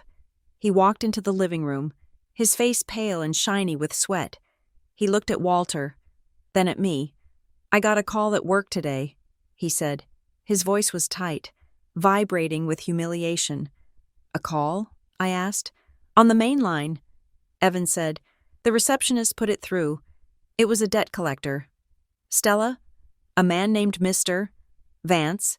He told me that our medical debt has been sold to a secondary agency and that they are preparing to garnish my wages if we do not make a payment of $5,000 by Friday." "Oh my God." I said, "Evan, I am so sorry." He shouted at me in front of my boss. Evan said, "He asked if I was aware that failure to pay was a sign of moral turpitude." My boss heard the whole thing. He sat down heavily on the edge of the hospital bed, putting his head in his hands. "I am drowning." "Stella," he said, "I am trying to keep it together, but I am drowning." Walter stood up from the table. "Give me the name of the agency." "Evan," Walter said, "they cannot call you at work. That is a violation of the Fair Debt Collection Practices Act. I will draft a cease and desist letter tonight." "It doesn't matter," Evan snapped. Looking up, "The damage is done. Everyone at the office thinks I am a deadbeat." He looked at me, his eyes pleading. Marilyn called me. He said, my heart stopped. "When?" I asked. 2 weeks ago. He said, right after she left. She called me and said she knew we were going to struggle. She said she could handle the billing for us. She said she had an accountant who could negotiate with the hospital. "Why didn't you tell me?" I asked. "Because you were barely conscious," Evan said. And because I wanted to believe her. She sent me a document. Stella. She said if I signed it, she could take care of everything. She said I wouldn't have to worry about a single bill. "Did you sign it?" Walter asked. His voice was sharp, cutting through the emotion in the room. Evan shook his head. "No," he said. "I meant to. I printed it out, but then the insurance company called, and the work shift changed, and I forgot. It is in my bag." "Get it," Walter said. Evan went to his work bag and pulled out a crumpled sheaf of papers. He handed them to Walter. Walter smoothed them out on the dining table. He put on his glasses and began to read. I watched his eyes scan the lines. His expression grew darker with every paragraph. "What is it?" I asked. "This isn't an agreement to handle billing." Walter said. He turned the paper so I could see it. "This is a durable power of attorney for finances, effective immediately upon signature," he said. "And look at this clause here." He pointed to a paragraph in the middle of the second page. "Grantor authorizes the attorney-in-fact to liquidate, sell, or transfer any real or personal property to satisfy debts, at their sole discretion." Without further consent, I felt the blood drain from my face. "She wanted to sell the house?" I whispered. "She wanted the power to do it." Walter said, "If Evan had signed this, she would have had legal authority to sell your car, your house, your stocks, everything. She could have liquidated your entire life to pay herself back for whatever debts she decided you owed her." Evan looked sick. "I didn't know." He said, "She told me it was just for the medical bills. She said it was standard. It is standard for someone who wants to strip mine a life." Walter said. He looked at Evan, his gaze softening slightly. "You didn't sign it, son. That is what matters. She tried to catch you when you were weak, and you got lucky. But she tried." Evan said. He looked at me, horror dawning in his eyes. "Stella. She tried to trick me into giving her our house." I reached out and took his hand. His skin was cold. "I know," I said. "I know." The betrayal was total. It wasn't just me she was willing to hurt. She was willing to destroy Evan, too. She was willing to burn down my marriage and my home just to cover her own tracks. The doorbell rang the next morning at 10 o'clock. I was alone in the living room. Walter was in the backyard, fixing the drainage on the ramp he had built. Evan was at work, trying to salvage his reputation. I maneuvered my wheelchair to the door and peered through the peephole. A woman in a beige raincoat stood there, holding a clipboard. "Who is it?" I called through the door. "Mrs. Henderson?" the woman asked. "My name is Sarah Jenkins. I'm a field investigator with Holleridge Claims Group." I opened the door. The woman looked tired but professional. She flashed a badge that looked official. "I just need a few minutes of your time to clarify some details about the vehicle." She said, "Come in," I said. She sat on the sofa, careful not to look too long at the hospital bed or the commode. She opened her folder. "We are still trying to reconstruct the timeline of the accident," she said. "There is a discrepancy that is holding up the liability determination." "Is this about the commercial use thing?" I asked, "because that is not true. We are looking into that," she said. "But this is actually about the condition of the vehicle prior to the crash." She pulled out a printout of a service record. "Your car was at Miller's Auto Body the week before the accident, correct? For a brake inspection?" "Yes." I said, "I picked it up on Tuesday, 2 days before the crash." "Right," she said. She tapped the paper with her pen. "The issue is that we have a record here, an attempted amendment to the pickup log, stating that the car was not picked up until Thursday morning, the morning of the accident." "So?" I asked. "I don't understand. If the car was picked up Thursday morning," she said, "and the accident happened Thursday afternoon, the insurance company could argue that you didn't have time to notice a mechanical defect that might have contributed to the crash. but if you picked it up Tuesday, you drove it for 2 days. You would have known if the brakes were soft. Wait, I said, someone tried to change the record to say I picked it up Thursday? Yes, she said. We have a note from the shop manager. He said a woman called, claiming to be you, insisting that the paperwork was wrong and that the car was picked up Thursday. She was very aggressive. She threatened to leave a bad review if they didn't update the timestamp. A woman? I asked. Yes. Did she say her name? She said she was Mrs. Henderson, Marilyn. My mother had called the repair shop and impersonated me. She had tried to alter the timeline. Why? To make it look like I had less experience with the car? Or maybe to create enough confusion that the insurance company would just deny the claim out of hand? It was chaos. She was sowing chaos everywhere she went. I picked it up Tuesday. I said firmly, I have the receipt, and I am the only Mrs. Henderson who drives that car. The investigator nodded, making a note. Thank you, she said. That helps, but I have to be honest with you. Mrs. Henderson, the level of interference in this claim is highly unusual. It is raising red flags in the fraud department. I felt a wave of nausea. I am not committing fraud. I said, I believe you, she said, but someone is making it look very messy. After she left, I sat in the wheelchair, staring at the closed door. The walls of the house felt like they were closing in. I felt trapped. I was trapped in my body. I was trapped in this house. I was trapped in a web of lies my mother was spinning around me. I needed to get out. I called the clinic. I had a therapy session in an hour. I called a medical transport van. I couldn't wait for Walter. I needed to move. I needed to feel like I was doing something other than waiting for the next blow. The van ride was bumpy, jarring my leg with every pothole. By the time we pulled into the parking lot of Lakeshore Recovery, I was in agony. The driver lowered the lift, and I rolled out onto the asphalt. I will be back in an hour, he said. I nodded and rolled toward the entrance, but halfway there, I stopped. My hands froze on the rims of the wheelchair. My chest seized up. I couldn't breathe. The air felt thin, useless. The world started to tilt. It wasn't a heart attack. It was panic. Pure, distilled terror. I sat there in the middle of the parking lot, surrounded by parked cars, gasping for air. I felt small. I felt defenseless. I was a sitting duck. Marilyn could reach into my bank account. She could reach into my insurance claim.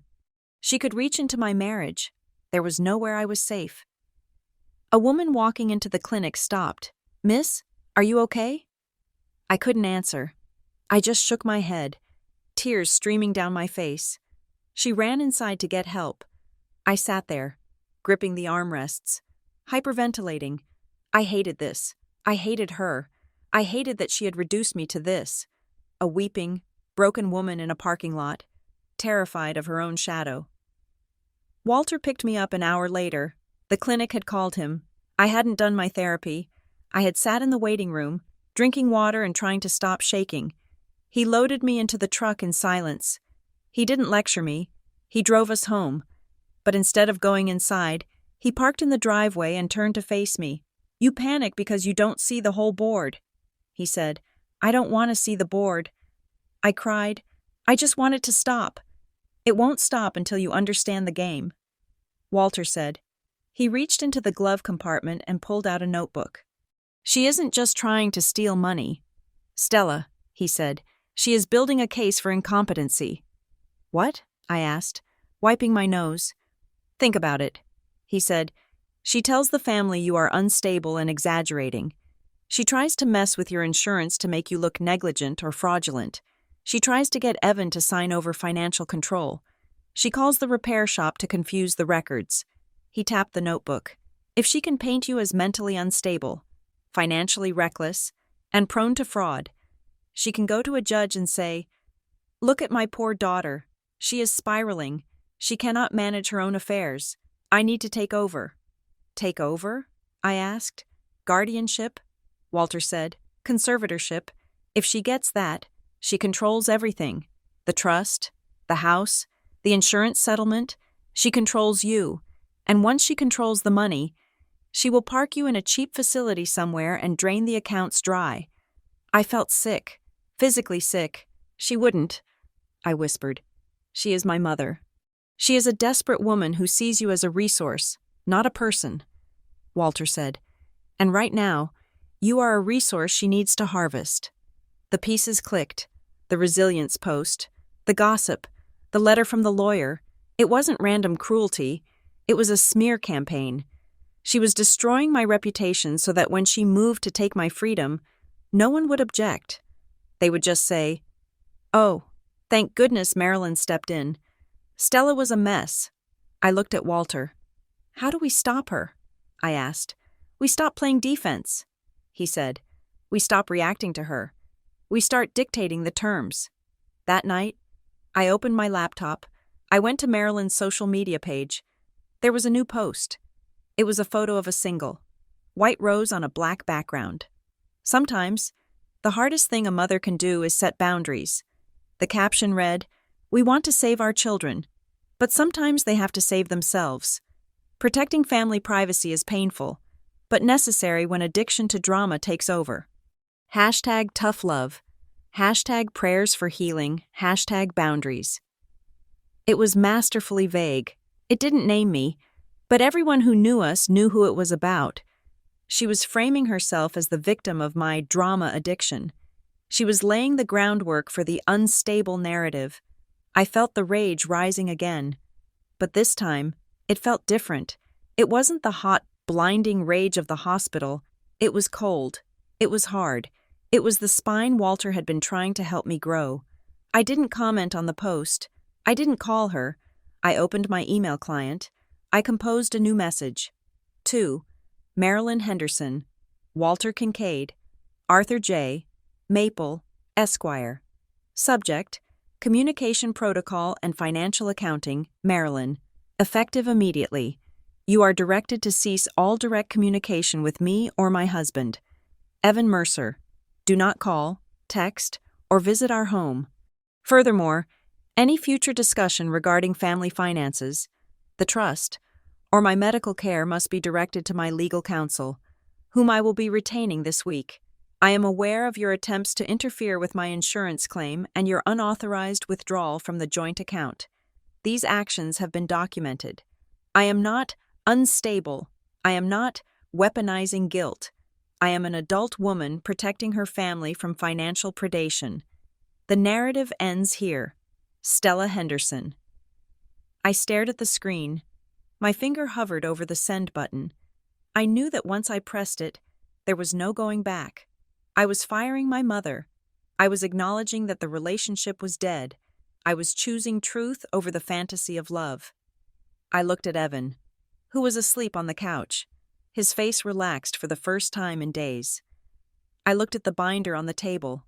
I pressed send. I closed the laptop. For a moment, I felt a phantom pain in my chest, a hollow ache where the hope of a mother used to be, but then it faded, replaced by something solid. I took a deep breath. The air in the room felt clearer. I wasn't a daughter anymore. I was a plaintiff, and I was ready for discovery. The email I had sent, the one firing my mother, felt like a door I had slammed shut and bolted. I expected the silence on the other side to last forever, or at least until the court dates began. I expected her to retreat, to lawyer up, to lob grenades from a distance. I did not expect a white Audi Q7 to pull into my driveway on a Wednesday morning, gleaming under the overcast sky like a pearl in the mud. I was in the living room, trying to navigate the transition from the wheelchair to the commode without help, a daily humiliation I was determined to master. When I heard the car door slam, through the front window, I saw her, Marilyn. She was wearing a cream-colored cashmere sweater and designer jeans that cost more than my mortgage payment. She was carrying a wicker basket wrapped in cellophane and tied with a massive, shimmering gold ribbon. She walked up the path, stepping carefully over the cracks in the concrete, and rang the bell. Ding-dong. The sound was so cheerful, so normal. It was the sound of a neighbor dropping by with cookies. It was the sound of a world where mothers didn't abandon their crippled daughters. I sat frozen on the edge of the hospital bed. Walter was in the garage. Evan was at work. I was alone. She rang it again. Then she knocked. A playful, rhythmic rap-a-tap. "Stella? I know you are home. Darling, the car is in the driveway." I stared at the door. My heart was hammering a frantic rhythm against my ribs. The audacity was suffocating. I had sent her a cease and desist email. I had told her to speak only to my counsel, and here she was, holding a gift basket. I considered not answering. I considered locking myself in the bathroom, but the lock on the front door wasn't engaged. Evan had left in a rush, and before I could shout for Walter, the knob turned, the door swung open. Marilyn stepped inside, bringing a gust of expensive floral perfume with her. She looked around the living room, her eyes grazing over the medical equipment, the pile of bills on the table, and finally landing on me. Her face broke into a radiant, beaming smile. "There you are," she exclaimed. She closed the door behind her and walked over, setting the basket on the dining table right next to Walter's binder. "I brought goodies," she said. "Truffle oil, those crackers you like, and a bottle of Pinot Noir for when you are off the meds." She turned to me, clasping her hands together. "Oh, Stella, look at you. You look so tired." "Mom," I said, my voice shaking. "What are you doing here? Did you not get my email?" She waved a hand dismissively, as if swatting away a fly. "Oh, that silly thing?" I read it. It was very dramatic. "Stella, very intense. I figured you wrote it when the pain medication was peaking. I am not going to hold it against you." She walked toward me, arms open for a hug. I held up my hand. "Stop." She stopped, looking hurt. A perfectly calibrated, wounded expression took over her features. "Stella, please," she said. "I hate it when we quarrel. It makes me physically ill." I have not slept a wink since our call. I just wanted to come over and clear the air. We are family. We do not need lawyers to talk to each other. I looked at her. I really looked at her. For 33 years, I had seen her through a filter of desperate need. I had seen the mother I wanted her to be. Now, for the first time, I saw the woman she was. I saw the tightness around her eyes that wasn't from age, but from calculation. I saw the way she stood, balanced on the balls of her feet, ready to pivot. "You left me," I said. Marilyn sighed. She pulled a chair from the table and sat down, crossing her legs elegantly. "I did not leave you. Stella, I gave you space. There is a difference. You left town." I said, "You didn't call. You told people I was faking it. I was managing the narrative," she said, her voice rising with a hint of impatience. "You know how people are. If they think you are helpless, they pity you. Pity is a trap. I was trying to protect your dignity." "My dignity?" I pointed to the commode. "I am pooping in a bucket in the living room." "Mother, where is the dignity in that?" "That is exactly why I couldn't stay," she said. "It was too painful to watch. I am an empath. Stella, you know that. I absorb other people's pain. Seeing you like this, it was destroying me. I had to step back to preserve my own mental health so I could be strong for you later." It was a masterpiece of deflection. She had turned her abandonment into an act of self-care. She had turned my suffering into her trauma. "Get out," I whispered. "Now, Stella, be reasonable." "I said get out," I screamed. The back door slammed open. Walter strode into the room. He was holding a wrench, his knuckles grease-stained. He took one look at Marilyn, then looked at me. He saw the shaking, the tears, the panic rising in my chest. He walked over to the table, picked up the gift basket, and dropped it into the trash can. The sound of the wine bottle shattering was heavy and final. Marilyn jumped. "Dad, that was vintage. You are trespassing." "Marilyn," Walter said. His voice was low, shaking with a controlled rage. "You were told to communicate through counsel." "Oh, stop it. Dad," Marilyn snapped, standing up. "This is ridiculous. I am her mother. I do not need permission to visit my own daughter. We are having a private conversation. There is no such thing as a private conversation with you." Walter said, "Everything is a performance, and the audience is done." He pulled his phone from his pocket and dialed a number. Tamsin? It is Walter. She is here. Yes. In the house. Can you come? Thank you. He hung up and looked at Marilyn. You want to talk? Fine. You sit there. You don't say a word until Tamsin gets here. If you try to speak to Stella, I will call the sheriff and have you removed for harassment. Marilyn laughed. A sharp, brittle sound. You are bluffing. You wouldn't arrest your own daughter. Try me, Walter said. He stood between me and her. A human shield in a flannel shirt. Marilyn looked at him, then at me. She saw the wall. She sat back down, smoothing her sweater. Fine, she said. If you want to make this a circus, let us make it a circus. I have nothing to hide.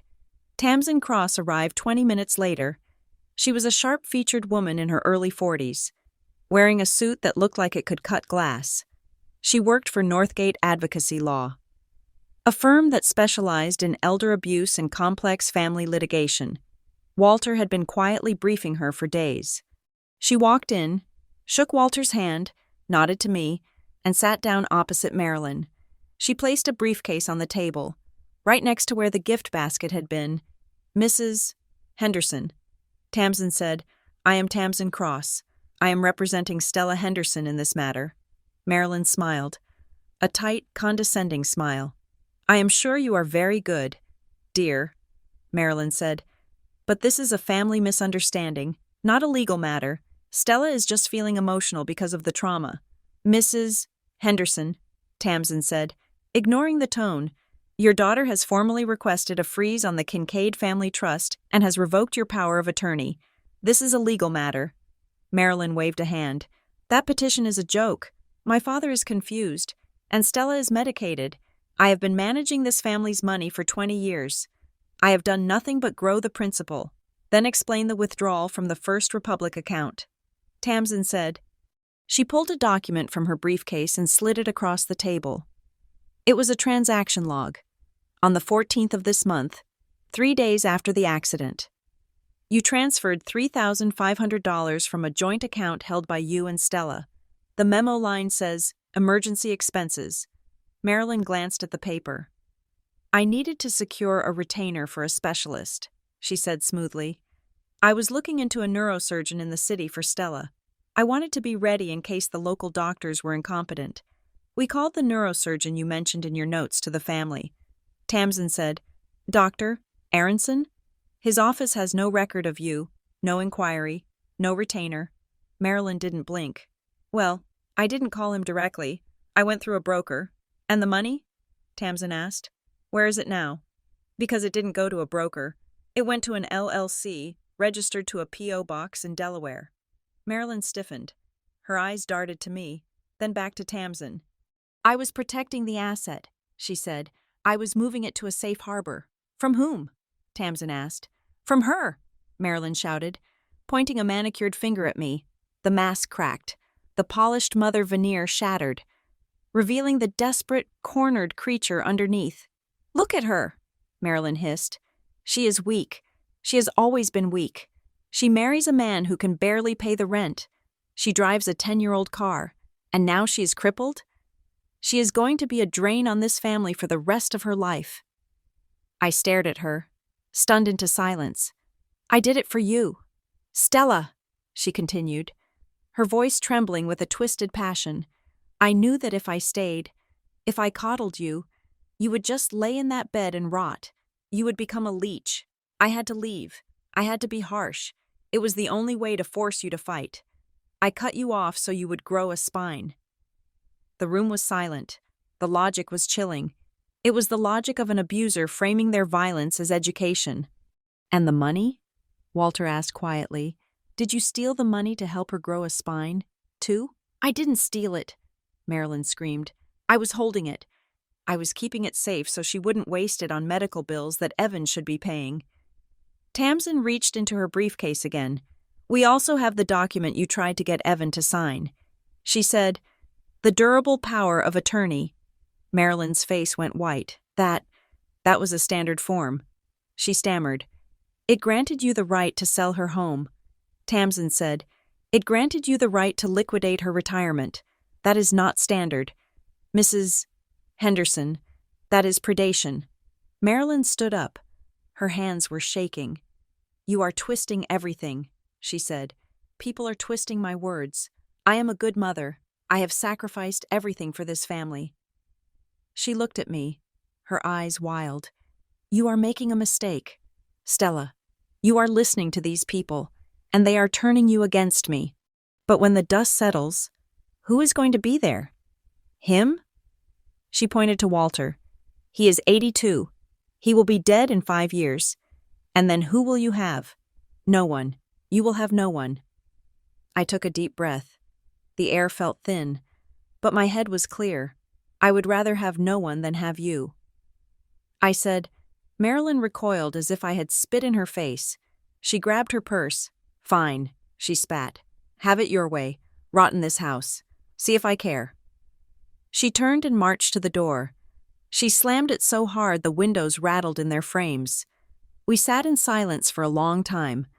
Tamsin slowly gathered her papers. You did good. Stella, Walter said. I didn't feel good. I felt hollowed out. I felt like I had just undergone surgery without anesthesia. But he was right. I had stood my ground. When Evan came home that night, the house felt different. The tension was still there. But it wasn't the tension of secrets anymore. It was the tension of aftermath. Walter told him what happened. Evan listened, his face pale. He sat on the edge of the bed, holding my hand. She said that? He asked. She said she left to make you fight? Yes, I said. He looked down at our joined hands. I am sorry, he whispered. For what? For being weak, he said. His voice cracked. When she called me, when she offered to take over the bills, I wanted to say yes so bad. Stella, I felt like such a failure. I look at you in this bed, and I look at the stack of bills, and I feel like I'm drowning. I am the husband. I am supposed to fix this, and I can't. He looked up, tears in his eyes. She smelled that on me, he said. She knew I was ashamed, and she used it. I reached up and cupped his face. You are not a failure. Evan, I said fiercely, you are the one who is here. You are the one emptying the commode. You are the one sleeping on a couch that is too short for you. That is not failure. That is love. Marilyn doesn't know what that looks like. He buried his face in my neck and wept. We held each other for a long time, the anger and the fear melting into a raw, honest grief. We were broke. We were battered. But for the first time since the accident, we were on the same side. 2 days later, the bomb dropped. Walter was in the kitchen, on the phone with Calder Rowe. I heard him say, Are you sure? And, send me the copy. He walked into the living room holding his phone like it was a loaded weapon. What is it? I asked. Calder found something. Walter said, he was digging through the old family ledger, the one from the sale of the lake house 10 years ago. And? He found a disbursement. Walter said, $25,000. It was labeled contractor settlement. That doesn't sound suspicious. I said, it wouldn't. Walter said, except the check wasn't written to a contractor. It was written to a woman named Elena Vance. I frowned. Who is Elena Vance? Calder did a background check. Walter said, she was Marilyn's personal assistant for 6 months back in 2016. She quit suddenly.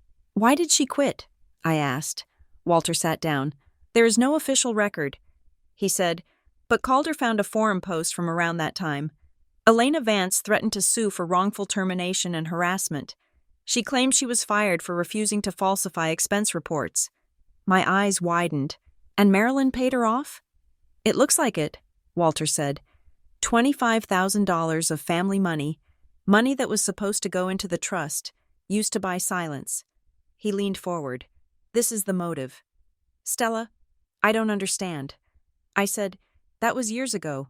If you claim financial hardship, or if we go to court over the trust, there is an audit. Walter explained, a forensic accountant goes through everything, every transaction, every check. If they find this settlement, they start asking questions. They start asking if Marilyn has been using the family trust as a slush fund to cover up her messes for decades. I stared at the wall. The pieces were locking together with a terrifying precision. She wasn't just abandoning me because I was a burden, I said, realizing it as I spoke. She was abandoning me because my accident was a spotlight. Exactly. Walter said, your medical bills, the insurance claims, the potential legal battles. It all invites scrutiny. She needed to distance herself from you to keep anyone from looking too closely at her. She needed you to be quiet, or she needed to control you so completely that you couldn't ask questions. It was never about me, I whispered. It was never about whether I was a good daughter or a bad daughter. It was always just about her hiding her crimes. It made me feel sick, but it also made me feel free. The guilt I had been carrying, the nagging voice that said maybe I was too needy, maybe I was a disappointment, finally went silent. I wasn't the problem. I was the evidence. I looked at the clock. I have therapy. I said, Walter looked at me. You want to skip it? No. I said, I want to go. The session at Lakeshore Recovery was grueling. Janice, my therapist, was merciless. Okay.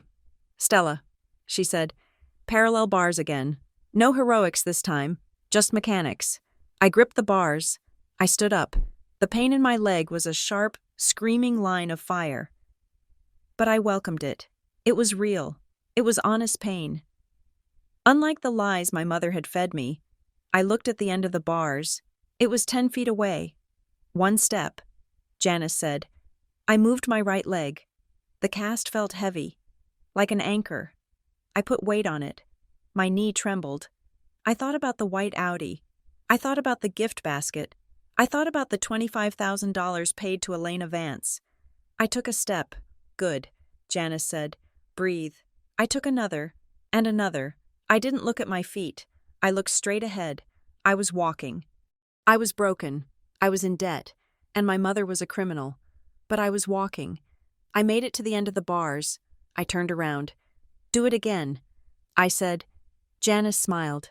That is the spirit. When Walter picked me up, I was exhausted, sweat soaking through my shirt, but I felt lighter. We drove home in silence. When we pulled into the driveway, Walter didn't turn off the truck immediately. He sat there, gripping the steering wheel. You did good today, he said. Janice called me. She said you walked. I did. I said. He nodded. He looked out the window at the house that Marilyn had tried to sell out from under us. Stella, he said quietly, I need to ask you something. What? We have enough now, he said. With the attempted fraud at the repair shop, the First Republic withdrawal, the power of attorney, and now this settlement payment, we have enough to bury her. He turned to look at me. His eyes were sad. If we pursue this, if we push for the full audit, if we expose the payoff, it is going to destroy her, not just financially. Her reputation in this town will be gone. She will be a pariah. She might even face criminal charges for embezzlement. He paused. I need to know if you can live with that. It is one thing to fight back. It is another to be the one who swings the axe. I looked at the house. I saw Evan through the window, sitting at the dining table, going over the bills. I saw the ramp Walter had built. I saw the life I was fighting to rebuild. I thought about the resilience post. I thought about the way she called me a parasite. I thought about the years of emotional scraps she had fed me, convincing me it was love. She made her choices. Grandpa, I said. Walter watched me closely. So that is a yes? I looked him in the eye. She didn't care if she destroyed me. I said, she didn't care if she destroyed Evan. She was willing to burn us all down to save her reputation. I reached for the door handle. I can live with the truth. I said, even if it is ugly, I am not protecting her anymore. Walter nodded slowly. He turned off the engine. Okay then, he said. He reached into the back seat and grabbed his binder. Let's go inside, he said. I have one more letter to write. As I rolled my wheelchair up the ramp, I felt a strange sense of finality. The daughter who craved her mother's approval was dead. She had died on that rain-slick highway.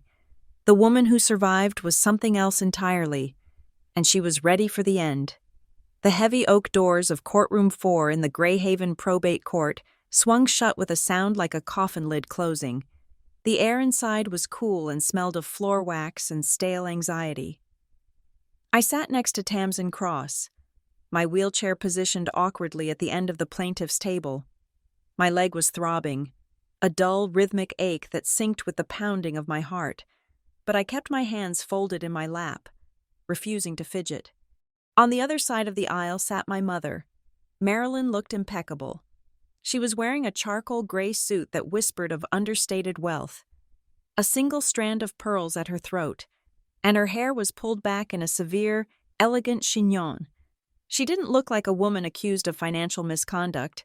She looked like the grieving matriarch of a dynasty under siege. Beside her sat her attorney, a man named Marcus Sterling, whose suit was sharper than Tamsin's and whose smile didn't reach his eyes. Walter sat on my other side. He was wearing his Sunday suit, the one he usually reserved for funerals. It was a little tight in the shoulders, a testament to the manual labor that kept him broad even at 82.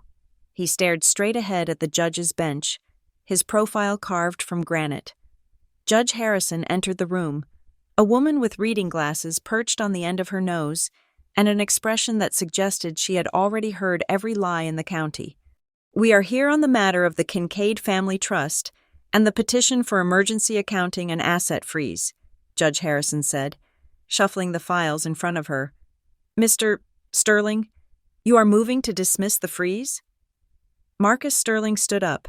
He buttoned his jacket with a smooth, practiced motion. "We are, Your Honor," he said. His voice was a rich baritone, designed to fill a room and command trust. "This entire petition is a tragic misunderstanding born of a family crisis. My client, Mrs. Henderson, has managed these assets impeccably for 2 decades.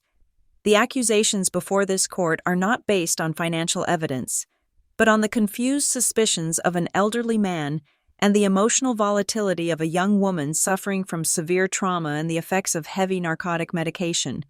I felt the blood rush to my face. Emotional volatility, narcotic medication. They were painting me as a junkie.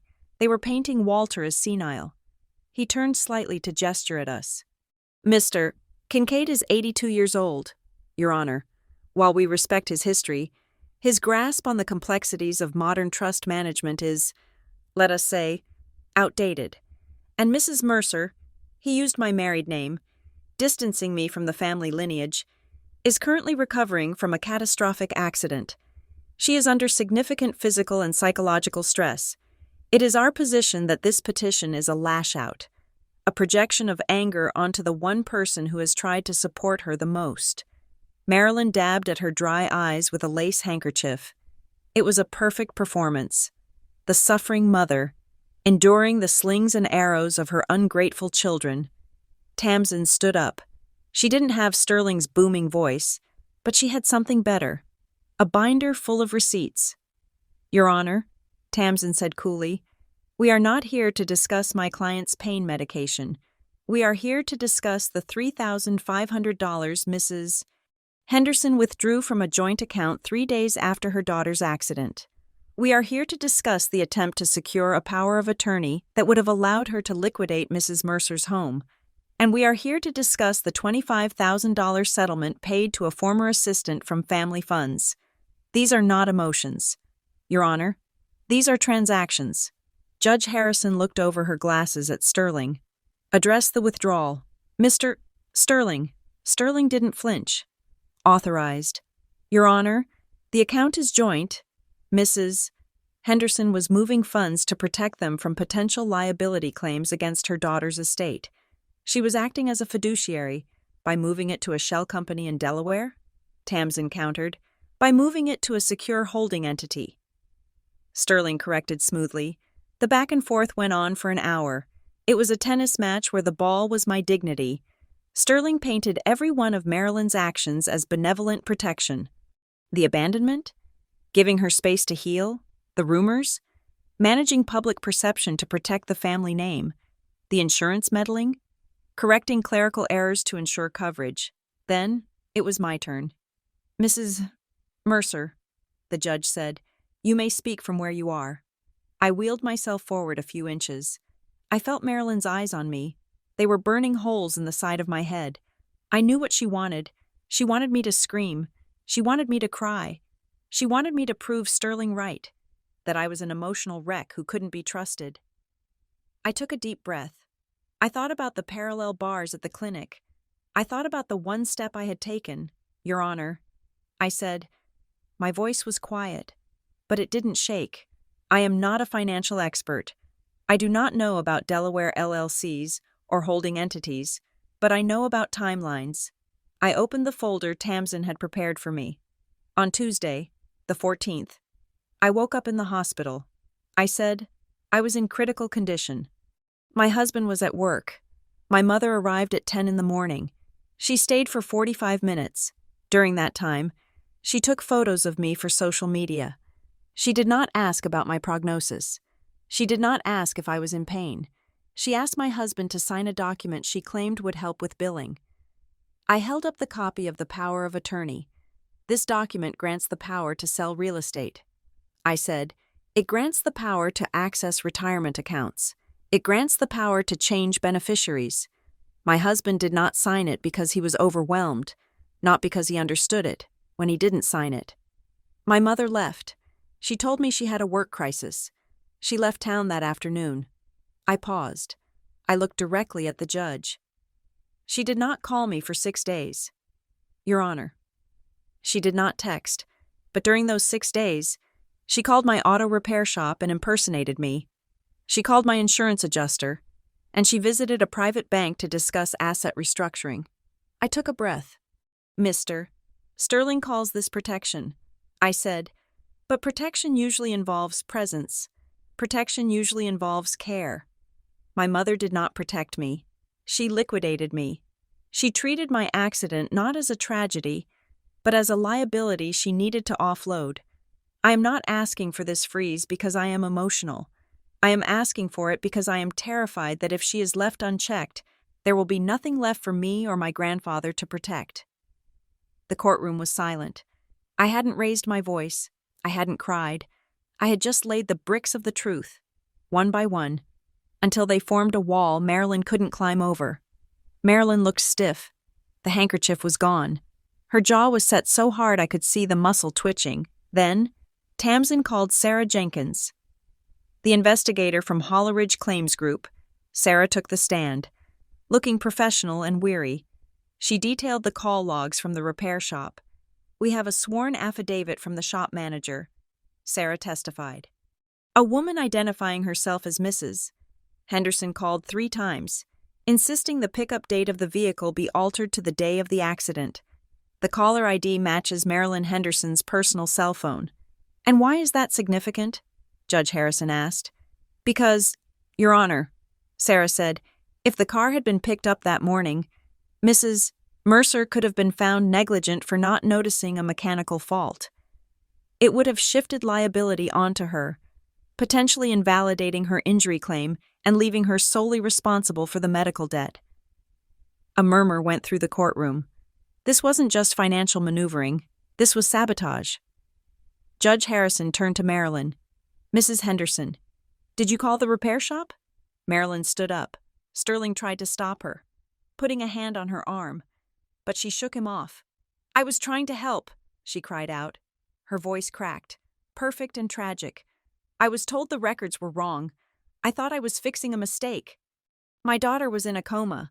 Your Honor, I was trying to make sure the paperwork was clean. You were trying to make sure the insurance company didn't pay out? The judge asked dryly. No, Marilyn shouted. Tears began to flow now. Real tears of frustration and rage. I was trying to manage the chaos. Do you have any idea what it is like? To have everyone looking at you? To have to maintain a standard? I have carried this family for 30 years. My father played with tools in a shed while I built a portfolio. And now this girl. She pointed at me, her finger trembling. She is punishing me, she screamed. She is punishing me because I wasn't the mommy she wanted. She wanted someone to bake cookies and hold her hand. I gave her a future. I gave her a trust fund. And because I didn't sit by her bed and spoon-feed her soup, she is trying to destroy me. It was a raw, ugly outburst. It was the morality play she had wanted, but she had cast herself as the villain without realizing it. She wasn't talking about facts. She was talking about her own martyrdom. Sterling looked like he wanted to crawl under the table. "Your Honor," he said weakly, "my client is clearly under duress." Judge Harrison held up a hand. "Sit down, Mrs. Henderson." Marilyn sank back into her chair, sobbing into her hands. It was a performance. Yes, but it was also the sound of a narcissist realizing the mirror had cracked. Then came the final blow. Tamsin stood up again. "Your Honor, there is one more thing." She walked to the bench and handed a sealed document to the judge and a copy to Sterling. "In the course of the preliminary audit ordered by this court last week, we uncovered an anomaly in the estate planning documents of Mr. Walter Kincaid." Walter straightened in his chair. He looked at Tamsin, then at me. He hadn't told me this part. "In 2018, Tamsin said, "an amendment was filed to Mr. Kincaid's living trust. The amendment removed Stella Mercer as a secondary beneficiary and named Marilyn Henderson as the sole beneficiary of the entire estate, including the Kincaid tool and supply property." I looked at Walter. He looked stone-faced. "However," Tamsin continued, 3 months later, a correction was filed, restoring the original terms. The notary on the First Amendment, the one removing Stella, was a woman named Elena Vance, the same woman who received the $25,000 settlement from the family account. The courtroom air seemed to drop 10 degrees. "Elena Vance," Tamsin said, "was Mrs. Henderson's assistant. We believe Mrs. Henderson attempted to alter her father's will without his knowledge, using a compromised notary, and then reversed it when she feared Mr. Kincaid was about to review his papers for a tax audit." Judge Harrison looked at the documents. She looked at Marilyn. Marilyn wasn't crying anymore. She was staring at the table, her face pale as ash. She knew. She knew they had found the smoking gun. It wasn't just theft. It was a long-term coup. She had tried to erase me from the family future years ago. Judge Harrison took off her glasses. "This is a probate court," she said, her voice steely. "We deal in the administration of estates. We do not deal in criminal fraud. However, the evidence presented here is sufficient to suggest that the assets in question are at significant risk of dissipation and mismanagement." She banged her gavel. "The temporary freeze is extended indefinitely. I am ordering a full forensic accounting of all Kincaid family trust assets, going back 10 years. I am also appointing an independent guardian ad litem to review Mr. Kincaid's estate plan and ensure no further alterations have been made." She looked at Sterling. "Mr. Sterling, I suggest you advise your client that any attempt to move, hide, or liquidate assets from this moment forward will be met with a contempt charge and a referral to the district attorney's office." Marilyn flinched as if she had been struck. Case continued pending the audit results. The judge said, "We are adjourned." It wasn't a clean victory. Marilyn wasn't in handcuffs. The money wasn't returned yet. But the freeze was solid. The investigation was official. The secrets she had buried in paperwork were being dug up, one by one. The courtroom emptied slowly. Sterling was whispering furiously to Marilyn, who looked like a statue of ice. Walter put a hand on my shoulder. "You did good," he said. We moved toward the exit. Tamsin was packing her briefcase, looking satisfied. As we reached the heavy double doors, Marilyn was there. She was waiting. Sterling had gone ahead to pull the car around. It was just her. She stepped into my path. I stopped my wheelchair. Walter tensed beside me, ready to intervene. But Marilyn didn't look at him. She looked only at me. Her eyes were dry now. The tears, the rage, the motherly concern. It was all gone. All that was left was a cold, hard calculation. "You think you won," she said. Her voice was a whisper, barely audible over the noise of the hallway. I didn't say anything. I just looked at her. "You have no idea what you have started," she said. "You think this is just about money? You think this is just about a trust fund?" She leaned in closer, her expensive perfume cloying and suffocating. "There are people involved in those investments who do not like to be audited. Stella. People who do not like their names in court records. You have opened a door you cannot close. Is that a threat? Walter asked, stepping forward. It is a fact, Marilyn said, not breaking eye contact with me. You want to play the grown-up? Fine. Welcome to the adult world. It is ugly, and it is going to eat you alive. She straightened up, smoothed her jacket, and walked out the door. She didn't look back. We watched her go. She is trying to scare you. Walter said, I know. I said, but as I watched her silhouette disappear into the bright light of the parking lot, I felt a shiver that had nothing to do with the air conditioning. She wasn't just a bad mother anymore. She was a woman who had made deals with dangerous things to maintain her illusion of power. And now, I was the one holding the bill. The drive home was quiet, but it was a different kind of quiet than before. It wasn't the silence of fear. It was the silence of soldiers returning from a skirmish, checking their ammo, realizing the war was going to be longer than they thought. When we got home, Evan was waiting. He had taken the afternoon off. He had made dinner, spaghetti and jarred sauce, but he had set the table with the good napkins. He helped me up the ramp. He kissed my forehead. How did it go? He asked. We got the freeze, I said. He let out a breath he seemed to have been holding for weeks. Thank God. He said, that night, after dinner, we sat in the living room. The hospital bed was still there. The commode was still there. But the air felt different. We need to make a plan.